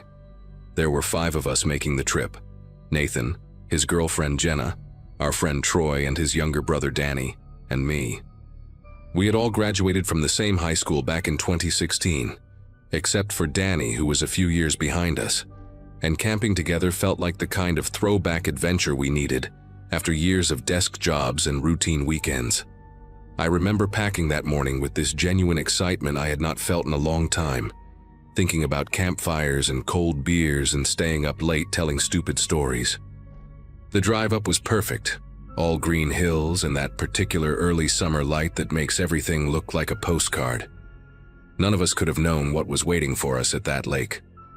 We pulled into the campground around 4 in the afternoon, and the ranger at the entrance booth was this older guy with a sun-weathered face who handed us a paper map and pointed us toward site number 17. The campground was laid out in a big loop around the lake, with maybe 30 sites total. But ours was at the far end where the loop curved back into thicker woods. I noticed immediately how isolated it felt. Site 16 to our left was completely empty, just a fire pit and a wooden post with the number on it. And beyond that, the trees grew dense and dark. The ranger mentioned that weekday bookings were slow this time of year, and that we might have this whole section to ourselves. Nathan loved that idea, said it meant we could be as loud as we wanted without bothering anyone. We spent the next 2 hours setting up our tents, gathering firewood from the designated area, and hauling our coolers down to the site. Jenna had made this elaborate birthday cake that somehow survived the drive in a special container, and we stuck candles in it right there on the picnic table while the sun started dropping behind the tree line. By the time we got the fire going and cracked open the first round of beers, the sky was turning that deep orange color that only exists in places far away from city lights. Everything felt exactly right. The night came on fast and thick, the way it does when you are miles from any real town. We sat around the fire, passing a bottle of whiskey Nathan had brought, trading old stories and giving him grief about getting older. Danny had this portable speaker playing classic rock at a reasonable volume, and Jenna was roasting marshmallows with this very specific technique she kept insisting was the only correct way. Around 11, Troy mentioned he needed to grab something from the car, and when he came back he had this weird look on his face. He said he thought he saw a light moving through the trees near Site 16, like a flashlight beam sweeping low to the ground. We all looked over but saw nothing except darkness and the vague shapes of branches. Nathan figured it was probably the ranger doing a late patrol or maybe some animal reflecting our fire. We laughed it off, but I noticed Troy kept glancing in that direction for the next 20 minutes. The woods beyond our little circle of firelight seemed to press in closer than before, and the spaces between the trees looked deeper somehow, like they went on forever into nothing. Around midnight we heard the laughter for the first time. It came from the direction of Site 16, this burst of sound that seemed to cut right through the quiet. It sounded like a group of people, maybe 3 or 4 voices, laughing at some joke we could not hear. Jenna said it was probably late arrivals setting up camp, people who drove in after dark to get an early start on their weekend. That made sense, and we all relaxed a little, though I remember thinking it was strange we had not heard a car pull up, or doors slamming, or any of the usual noise that comes with people arriving somewhere new. The laughter stopped as suddenly as it started, and the silence that followed was almost worse. Danny turned down his speaker, and we all sat there listening, waiting for more sounds.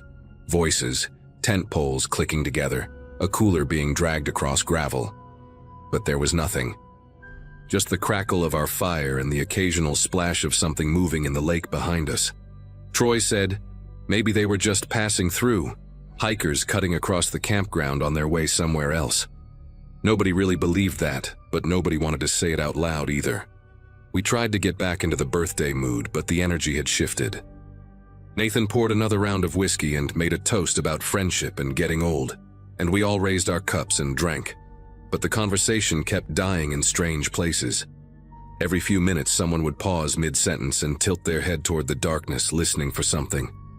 Around 1 in the morning, Jenna said she was tired and wanted to turn in. She and Nathan shared the biggest tent, the green one closest to the fire pit, while Troy and Danny had a smaller blue tent a few feet away. I had brought my own single-person tent and set it up slightly apart from the others, near the edge of our site where the ground was flattest. As everyone started moving toward their sleeping bags, I stayed behind to pour water on the fire and make sure it was fully out. That is when I saw the flashlight beam again. It swept across the tree trunks about 50 yards into the woods, moving slowly from left to right, and then it stopped. The light held steady for maybe 10 seconds, pointed in my direction, and I could feel it like a physical weight on my chest. Then it clicked off and the darkness rushed back in. I stood there frozen with the water jug still in my hand, my heart slamming against my ribs, trying to convince myself I had imagined it. I did not tell the others what I saw. Part of me thought I was being paranoid, letting the weird laughter from earlier get into my head. I finished putting out the fire and crawled into my tent, zipping it shut behind me with shaking fingers. For a long time I just lay there on top of my sleeping bag, fully clothed, staring at the nylon ceiling and listening. The campground was dead quiet now, No wind, no animal sounds, nothing except the occasional creak of branches settling. I must have drifted off at some point because the next thing I remember is waking up to hushed voices. It was Troy and Danny talking outside their tent in urgent whispers. I checked my phone and saw it was almost 3 in the morning. I unzipped my tent as quietly as I could and crawled out into the darkness, and Troy immediately grabbed my arm. He pointed toward Site 16 and told me to look. There was a figure standing at the edge of the empty campsite, maybe 40 feet from where we were. I could barely make out the shape in the darkness. A person, definitely a person, standing completely still and facing our direction. No flashlight, no movement, just standing there like they were watching us. Danny was breathing fast beside me, asking what we should do, but none of us had an answer. Troy grabbed a heavy flashlight from his tent and clicked it on, swinging the beam toward Site 16. The figure was gone. Just the empty fire pit and the wooden post with the number on it, and the dark wall of trees beyond. We swept the light back and forth across the tree line, but there was nobody there. No movement. Nothing to prove what we had all just seen. Danny wanted to wake up Nathan and Jenna, but Troy said we should wait. Said maybe it was just some drunk camper from another site wandering around lost. I knew that was not true, and I think Troy knew it too. But saying it out loud made everything feel slightly less insane. We agreed to take shifts staying awake and watching, and I volunteered for the first one. Troy and Danny went back into their tent, but I could hear them whispering for a long time before it finally went quiet. I sat on the picnic table bench with the flashlight in my lap, scanning the darkness every few seconds, my ears straining for any sound. An hour passed with nothing. Then another. By the time the sky started showing the faintest hint of gray on the horizon, I had almost convinced myself the whole thing was some kind of shared hallucination, brought on by too much whiskey and not enough sleep. That is when I heard the footsteps. They came from behind me, from the direction of the lake, soft crunching sounds on the gravel and pine needles that covered the ground near the water. I spun around and raised the flashlight, but the beam only reached so far, dissolving into the mist that had started rising off the lake surface. The footsteps stopped. I held my breath and listened, and in that silence I heard something else. A low chuckle, barely audible, coming from somewhere in the fog. It was the same kind of laughter we had heard earlier, but this time it was just one voice, and it was close, maybe 20 feet away in the darkness. I wanted to yell for the others, but my throat had clamped shut. The chuckling stopped, and then I heard the footsteps again, faster now, moving away from me toward the parking area where we had left the cars. I finally found my voice and shouted for everyone to wake up, and within seconds Nathan came bursting out of his tent, asking what the hell was going on. I pointed toward the parking lot and we all grabbed whatever we could find. Flashlights, a hatchet Nathan had brought for firewood, a heavy metal thermos, and moved together through the darkness toward the cars. The parking area was about 100 yards from our campsite, connected by a narrow gravel path that wound through the trees. We moved in a tight group with Nathan in front and me bringing up the rear, flashlight beams cutting wild patterns through the darkness. Jenna was crying softly, asking over and over what was happening, and none of us had anything to tell her. When we reached the clearing where the cars were parked, Nathan stopped so suddenly that Troy walked right into his back. Our car, the only car since we had all driven up together in my SUV, sat alone in the gravel lot, tilted at a strange angle. Even before we got close enough to see the damage, I knew what had happened. All 4 tires had been slashed, the rubber hanging in ribbons around the rims. The whole vehicle sunk down onto its axles like a dead animal. Nathan circled the car with his flashlight, counting the cuts, and his voice cracked when he said there were at least 2 deep gashes in each tire. Whoever did this had taken their time. They had been thorough. Danny pulled out his phone to call for help, but there was no signal, not even a single bar. And when the rest of us checked our phones, it was the same story. We were 3 hours from home with no way to drive and no way to call anyone. Troy said we needed to walk to the ranger station near the entrance, that it was only about a mile down the main road, and someone would be there, or at least there would be a landline phone we could use. Nathan agreed, but Jenna refused to move, saying she was not walking through the dark with someone out there watching us. That is when we heard the sound that made everything worse. A tent zipper, the distinctive ripping noise of nylon teeth separating, coming from the direction of our campsite. We had left everything behind when we ran to check the cars, our supplies, our bags, everything. The five of us stood paralyzed in the parking lot, listening to the sounds of someone going through our camp. I heard a cooler lid slam shut, something heavy being dragged across the ground. Then that laughter again, louder this time, echoing through the trees like whoever was making it wanted us to hear. Jenna grabbed Nathan's arm and begged him to do something, but what could any of us do? There was one of them that we knew of, maybe more, and they clearly knew this place better than we did. They had been watching us all night, waiting, and now they had us exactly where they wanted us. Nathan made the call. We were going to the ranger station, all of us together, and we were going now. He handed the hatchet to Troy and told Danny to grab the biggest rocks he could find. Jenna was still shaking, but she nodded and fell into line between me and Nathan. We started down the main road, moving fast, flashlights pointed straight ahead. The road was paved but narrow, with thick woods pressing in on both sides, and every shadow looked like a person waiting to step out. About halfway to the ranger station, we heard footsteps in the trees to our left, keeping pace with us, crunching through the underbrush maybe 30 feet away. Nobody said anything. We just walked faster, almost running, our breath coming in ragged gasps. The footsteps matched our speed. Then they started getting closer.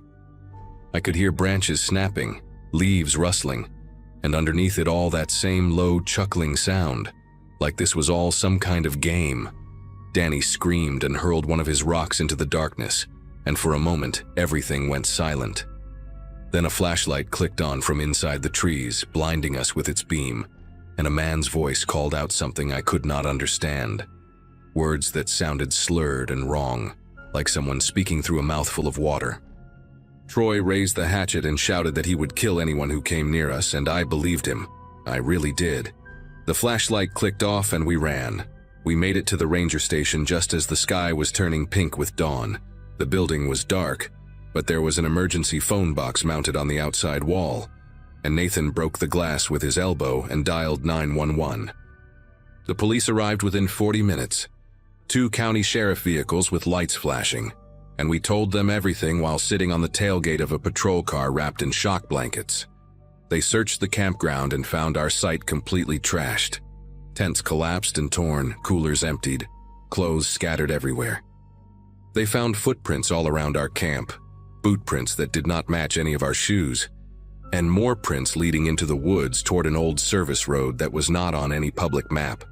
A deputy told us they had received similar reports before, that there was a man who lived rough in these woods, a drifter with a history of mental illness who had been spotted near the campground several times over the past few years, but always disappeared before anyone could catch him.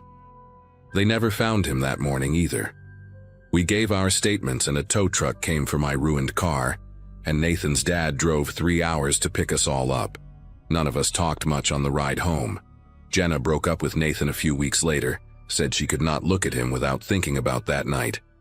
Troy still refuses to go camping anywhere. And me, I still think about that man in the woods sometimes.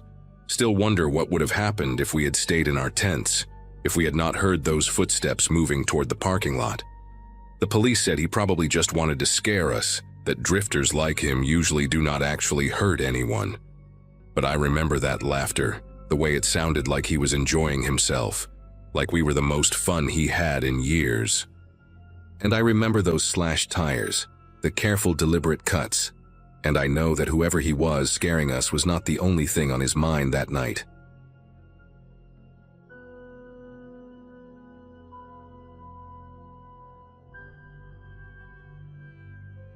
I'd been looking forward to that camping weekend for weeks, mostly because life had been so loud lately that I needed a place where my phone couldn't buzz every 3 minutes. Back then, I was juggling a messy work schedule and crashing on a friend's couch while looking for a new apartment.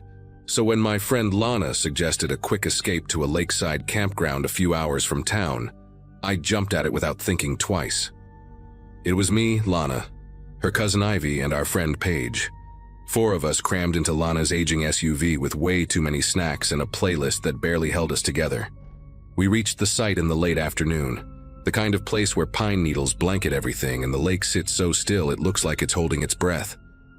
Setting up camp felt almost therapeutic, staking the tents, dragging logs into a crude bench around the fire pit, and arguing over who was worst at tying knots. For the first time in a while, I felt like I could actually stretch my mind out and relax. The night eased in slowly, that bluish hour when the trees turn into silhouettes and conversations start to loosen. We made dinner on a small grill Lana insisted on bringing, even though it looked like it belonged in a museum. And after a while, someone pulled out a bag of marshmallows and we all started telling stories that got dumber and more chaotic with each drink.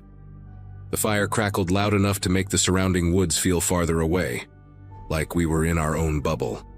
At one point, Ivy tried to teach us a ridiculous campfire song she remembered from a childhood summer program, something involving hand motions none of us could replicate after 2 beers.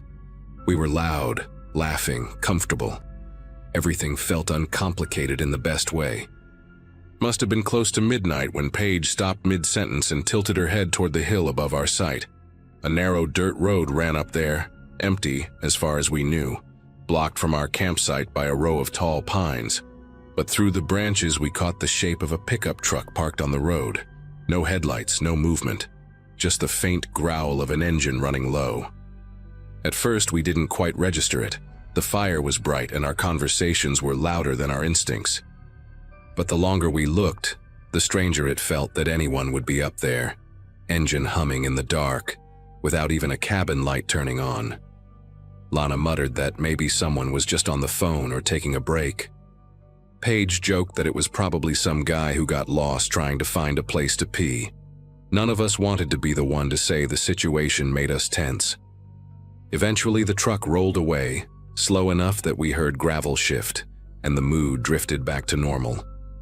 We pretended we weren't still thinking about it as we put out the fire and shuffled into our tents. I shared a tent with Lana, and we lay there talking quietly until the conversation thinned and sleep started pulling us under. Sometime deep in the night, I snapped awake to the sound of footsteps, measured steps heavy enough to compress the soil but soft enough that whoever it was didn't want to be noticed. I held my breath, listening as those steps moved between the tents, one pass then another, followed by a faint clink near the fire pit. Lana whispered something I couldn't make out, and for a long moment we just lay there, barely breathing, waiting for the sound to continue. But eventually the night fell silent again, and neither of us dared unzip the tent to check. By the time pale light began filtering through the tent fabric, my nerves felt stretched thin from a night of half-sleep. The others emerged around the same time, each of us pretending we'd rested fine until Ivy admitted that she'd heard someone brushing past her tent sometime before dawn. Paige said she thought she heard low breathing outside her door flap, but convinced herself it was the wind because the alternative made no sense in a place so remote. None of us wanted to bring up the truck again, but the memory of its silent shape hovering on the ridge stuck with us like a burr you can't shake off. We gathered around what was left of the fire pit as the sky shifted from gray to gold, trying to act like people who'd simply had an ordinary night outdoors. Lana walked toward the cooler to start breakfast, only to stop abruptly and call us over. The lid hung open and most of the food we'd packed was gone, not dragged out or torn apart by animals, just removed, neatly, intentionally. Some wrappers were stacked to the side like someone had gone through everything with a purpose. Our campsite didn't show any signs of wildlife poking around. No claw marks, no scattered trash, no tracks that looked like anything but boot prints. The kind you don't expect to see when you know the only shoes among your group belong to 4 women wearing sneakers with very different soles. Ivy pointed out a set of prints circling the fire area, deep and crisp, as if made only a couple of hours earlier when the ground was still damp. That realization sent a shiver through our group. Not panic exactly, but an unsettling awareness that someone had been studying our space while we slept. Paige backed away from the fire pit and moved toward her tent, saying she wanted to grab her phone to check the time. Then she stopped at the doorway, staring at the roof of the tent like she couldn't quite believe what she was seeing. Resting right in the center was a set of car keys. Not ours. Not from Lana's SUV. The key fob was old, scratched, attached to a small metal tag with numbers etched faintly into it. None of us recognized the brand stamped on the back. Paige didn't even want to touch them at first. She used the corner of her sleeve to lift them, turning them in her hand like some kind of warning had been left for us. That was when the memory of the footsteps clicked into place and made the whole scene feel heavier. Someone had walked between our tents, rummaged through our cooler, circled our fire, and left keys deliberately where they'd be seen. Lana's voice shook a little when she suggested maybe the keys belonged to someone who stopped by during the night for help. But if that were true, why not say something? Why not call out, and why take our food? We all kept scanning the tree line and the ridge above, half expecting to see that same truck watching us again. The woods around us felt unusually still, almost like the morning was waiting for us to decide our next move. Lana was the first to suggest packing up, and none of us argued. We moved quickly, not talking much, just collecting our things in a rhythm that bordered on frantic. Every few minutes, one of us would glance at the dirt road above the hill, expecting that truck to appear again. The morning air carried a calm that didn't match the atmosphere inside our circle. Even the birds felt quiet, like they were keeping their distance. I remember stuffing my sleeping bag into its sack with far more force than necessary, wanting nothing more than solid walls and a locked door. It didn't help that the boot prints around the campsite seemed clearer in the early light, as if the person who left them had lingered longer than we first thought. Once everything was in the car, Paige insisted we walk the perimeter one more time to be sure we hadn't missed anything important. I didn't want to, but leaving without checking felt worse. We followed her in tense silence as she traced the line of disturbed soil leading from the cooler area toward the trees. There were more prints than we had realized, some overlapping, some angled like the person had paused to look back at our tents. A broken twig here, a faint scuff on a rock there. At one point, Ivy crouched to examine a mark on the ground that looked like someone had knelt beside the fire pit. Maybe that same moment we heard the faint clink during the night. We didn't find any other belongings or clues, just the sense that whoever visited us had moved with intention. The drive back felt longer than the trip in. None of us talked much. We were too busy replaying that night from every possible angle, trying to justify the things that didn't make sense. Lana kept glancing in the rearview mirror, and every time her eyes flicked up, my pulse ticked a little faster. When we reached the main road, Paige pulled the unfamiliar keys from her pocket and set them in the cup holder between us. None of us wanted to bring them home, but tossing them in the woods felt wrong too, like ignoring something we should take seriously. Eventually, we agreed to leave them at a ranger station on the way back to town. The ranger who greeted us took one look at the keys and asked if we'd found them near the old logging trails. We hadn't mentioned anything about trails. When we told him which campsite we'd used, he let out a slow breath and said they'd had scattered reports over the years of a man who drove an older pickup through the back roads, watching campsites from a distance. No violence, just strange behavior, early morning tire tracks, missing food, objects moved around, little things left behind. No one had ever caught him, or even gotten a description clear enough to help. According to the ranger, the keys didn't match any recent lost item reports. He promised to log them anyway, and told us we'd done the right thing leaving. That was the final push we needed. We went straight home and never camped in that area again. I still think about those footsteps in the dark and the quiet way that stranger moved around us, and I'm grateful every day that he left before any of us woke up fully.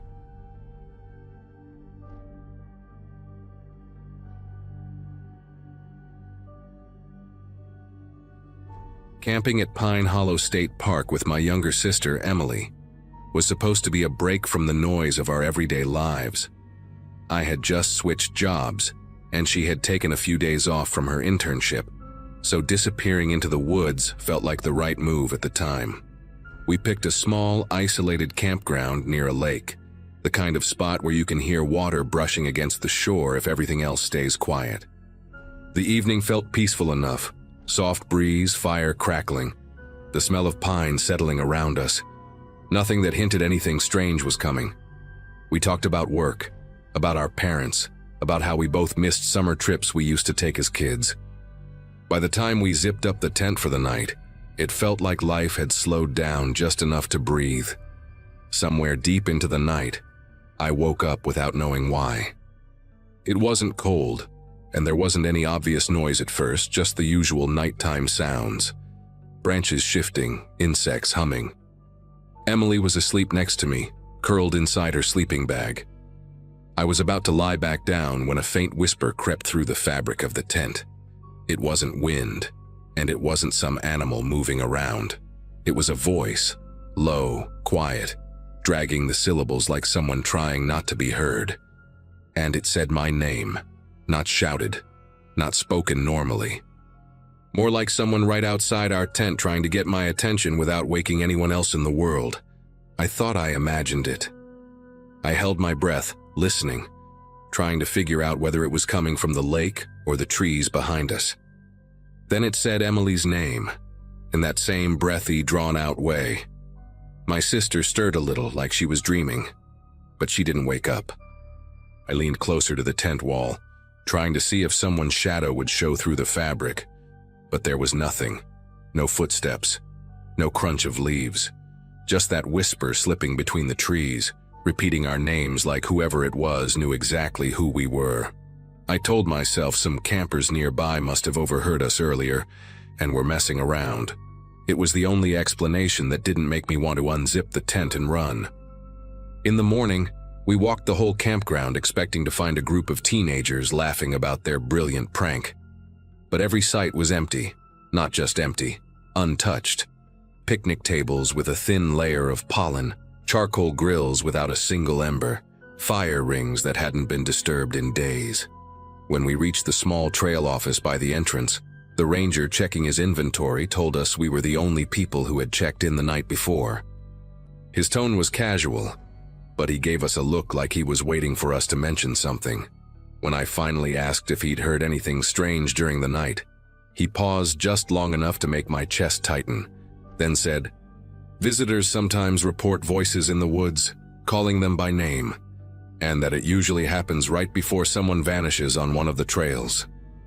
We tried to laugh it off as we walked back to our campsite, but the ranger's comment hung in the air like humidity before a storm. Emily kept glancing toward the tree line, the way you do when you feel like someone might step out at any second. I kept trying to think logically. Maybe the ranger was just trying to scare us into staying on marked trails. Maybe he exaggerated the stories. Maybe the whispers were just the wind shaping itself strangely through the branches.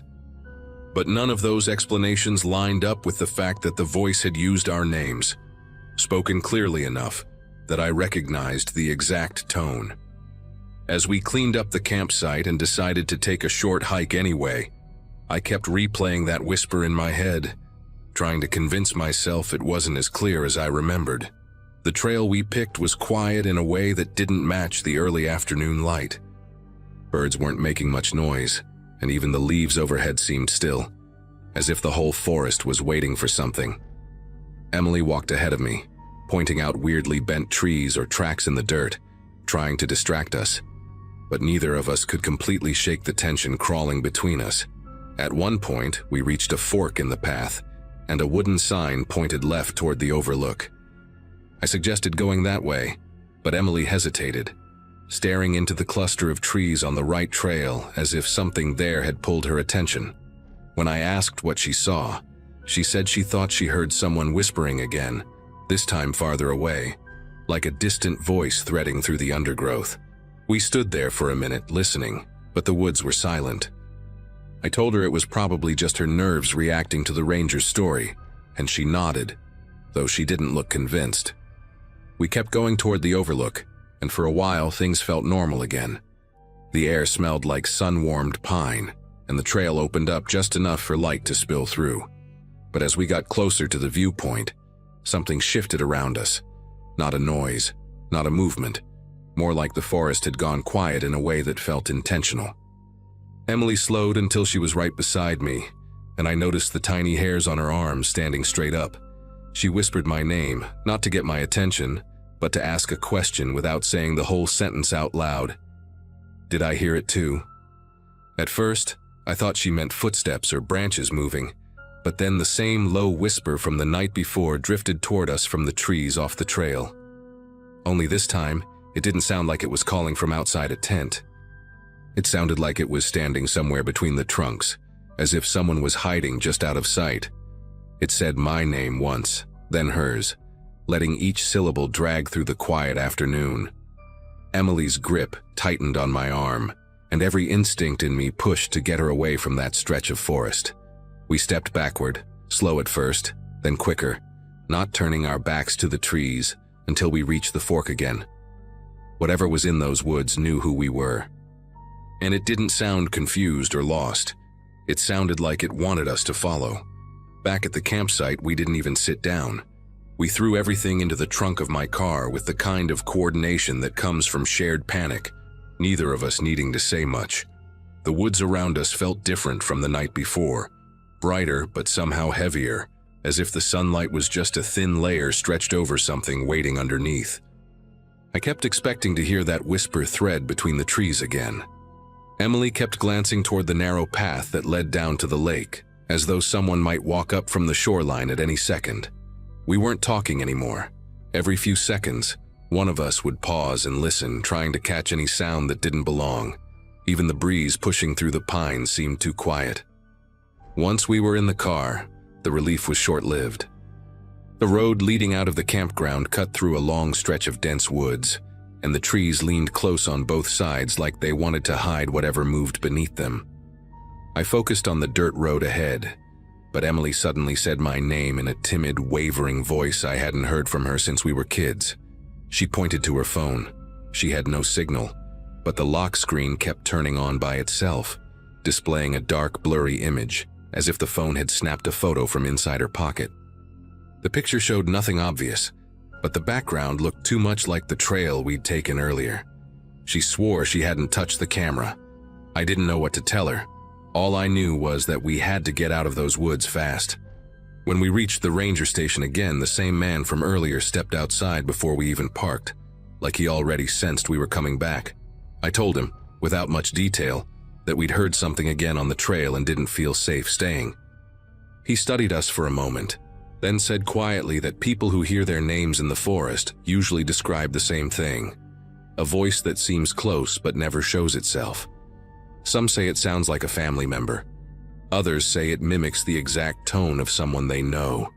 And according to him, every missing person case in the park started with that same detail. He advised us to go straight home and not linger anywhere alone between the trees. The certainty in his voice left no room for argument.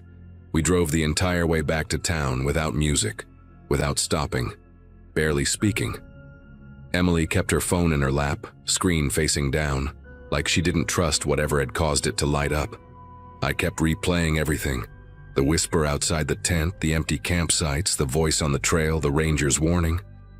That night, neither of us slept well, and for weeks afterward, I'd hear faint noises whenever I passed wooded areas, even small patches of trees near the highway. Nothing ever called my name again, but the memory of how it sounded hasn't faded. I don't know what would have happened if we had followed the voice deeper into the forest. I'm just grateful we left when we did.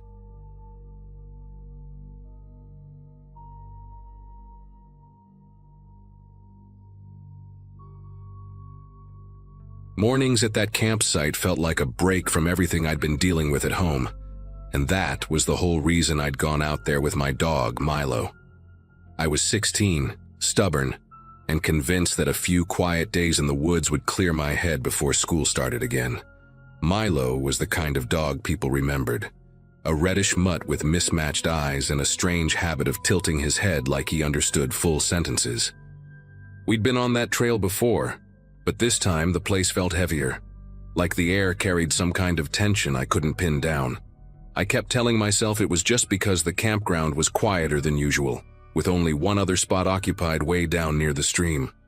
I spent most of that day wandering around the area, letting Milo sprint ahead and catch scents, while I tried to settle into the idea of having actual peace for a bit. By late afternoon, the weather had shifted in a way that made the woods seem older, almost watchful. Milo kept pausing, staring toward the thick line of trees behind our tent with his ears pinned forward. Normally he was fearless, the type to chase after any sound without hesitation, but he kept circling close to me like he wasn't sure about something. I tried to laugh it off and tossed him a treat, thinking maybe he was just tired from the hike earlier. The campsite itself had this odd layout: tall pines on 3 sides and an uphill slope behind us where the ground dipped into a shadowy ravine. Every time the wind passed through that direction, the branches scraped in a way that reminded me of someone dragging cloth over bark. I kept pretending not to notice how often I looked back at it. Everything shifted around dusk, right when I was finishing dinner over the fire. Milo perked up suddenly, tail low, nose twitching as he stared again toward the ravine. Before I could say anything, he let out this soft, uneasy whine, one I'd only heard once before, the night he cut his paw on broken glass and tried to hide it from me. Then he trotted toward the tree line, glancing back as if expecting me to follow. I called after him, telling him not to go far, but he slipped between the trees anyway. His footsteps faded fast, swallowed up by the thick layers of pine needles and underbrush. A minute passed, then 2. Then the forest went still in a way that didn't feel normal for that time of day. When I finally called his name, the answer I got made my whole body react in a way I don't have a perfect word for. It was a whine, the same pitch Milo made when he wanted attention, but it echoed deeper in the woods, stretched slightly wrong, like someone trying to imitate him without understanding how real dogs breathe between sounds. The moment I heard it, I knew it wasn't him. Milo's real whine always had a tremble at the end, like he couldn't hold the note perfectly. This one cut off too clean, almost clipped, like whoever or whatever made it didn't know how to finish the sound naturally. I stood there, staring into the dark patch of trees where the response had come from, feeling this rising certainty that I shouldn't step closer to it, no matter what. I kept calling for Milo, but the woods stayed quiet except for that one strange response I couldn't get out of my head. It replayed in my mind over and over, the too clean ending, the way it seemed to come from farther away than Milo could have run in that short time. I waved my flashlight toward the trees, the beam catching on uneven patches of branches that looked like they'd been disturbed recently. Normally, Milo would have barked back or come sprinting toward the light, crashing through bushes without a care. But there was nothing. The longer I stood there, the more I noticed how the forest around me felt wrong for early evening. No insects buzzing, no rustling, no distant birds settling down. Just this thick silence that seemed to press against my ears. I kept telling myself he'd show up any second, but the part of me that knew Milo best kept saying something had lured him farther than he meant to go. Eventually, I grabbed the small camping lantern and stepped toward the edge of the ravine, stopping right before the slope dipped down. The ground there looked churned up in a weird way, as if someone had stepped repeatedly in the same spots, trying to flatten the grass. I crouched down, shining the light over the area, and spotted a few impressions that were definitely not from Milo. They were too long, too narrow, almost like footprints from someone walking carefully on the very edges of their feet. The spacing between them was strange too, like whoever made them had an awkward gait or was deliberately trying to mask their stride. The moment I noticed that, the wind shifted again from the ravine, carrying with it a faint smell that reminded me of wet rope and metal left out in the rain. It wasn't a scent I'd ever associated with animals out here. Panic started creeping up on me, but I forced myself to think rationally and headed back to the campsite. I kept the lantern high, scanning everything: the tent, the cooler, the scattered gear near the fire pit. Nothing looked disturbed, but the whole spot felt like it wasn't mine anymore, like someone else had been circling it while I wasn't paying attention.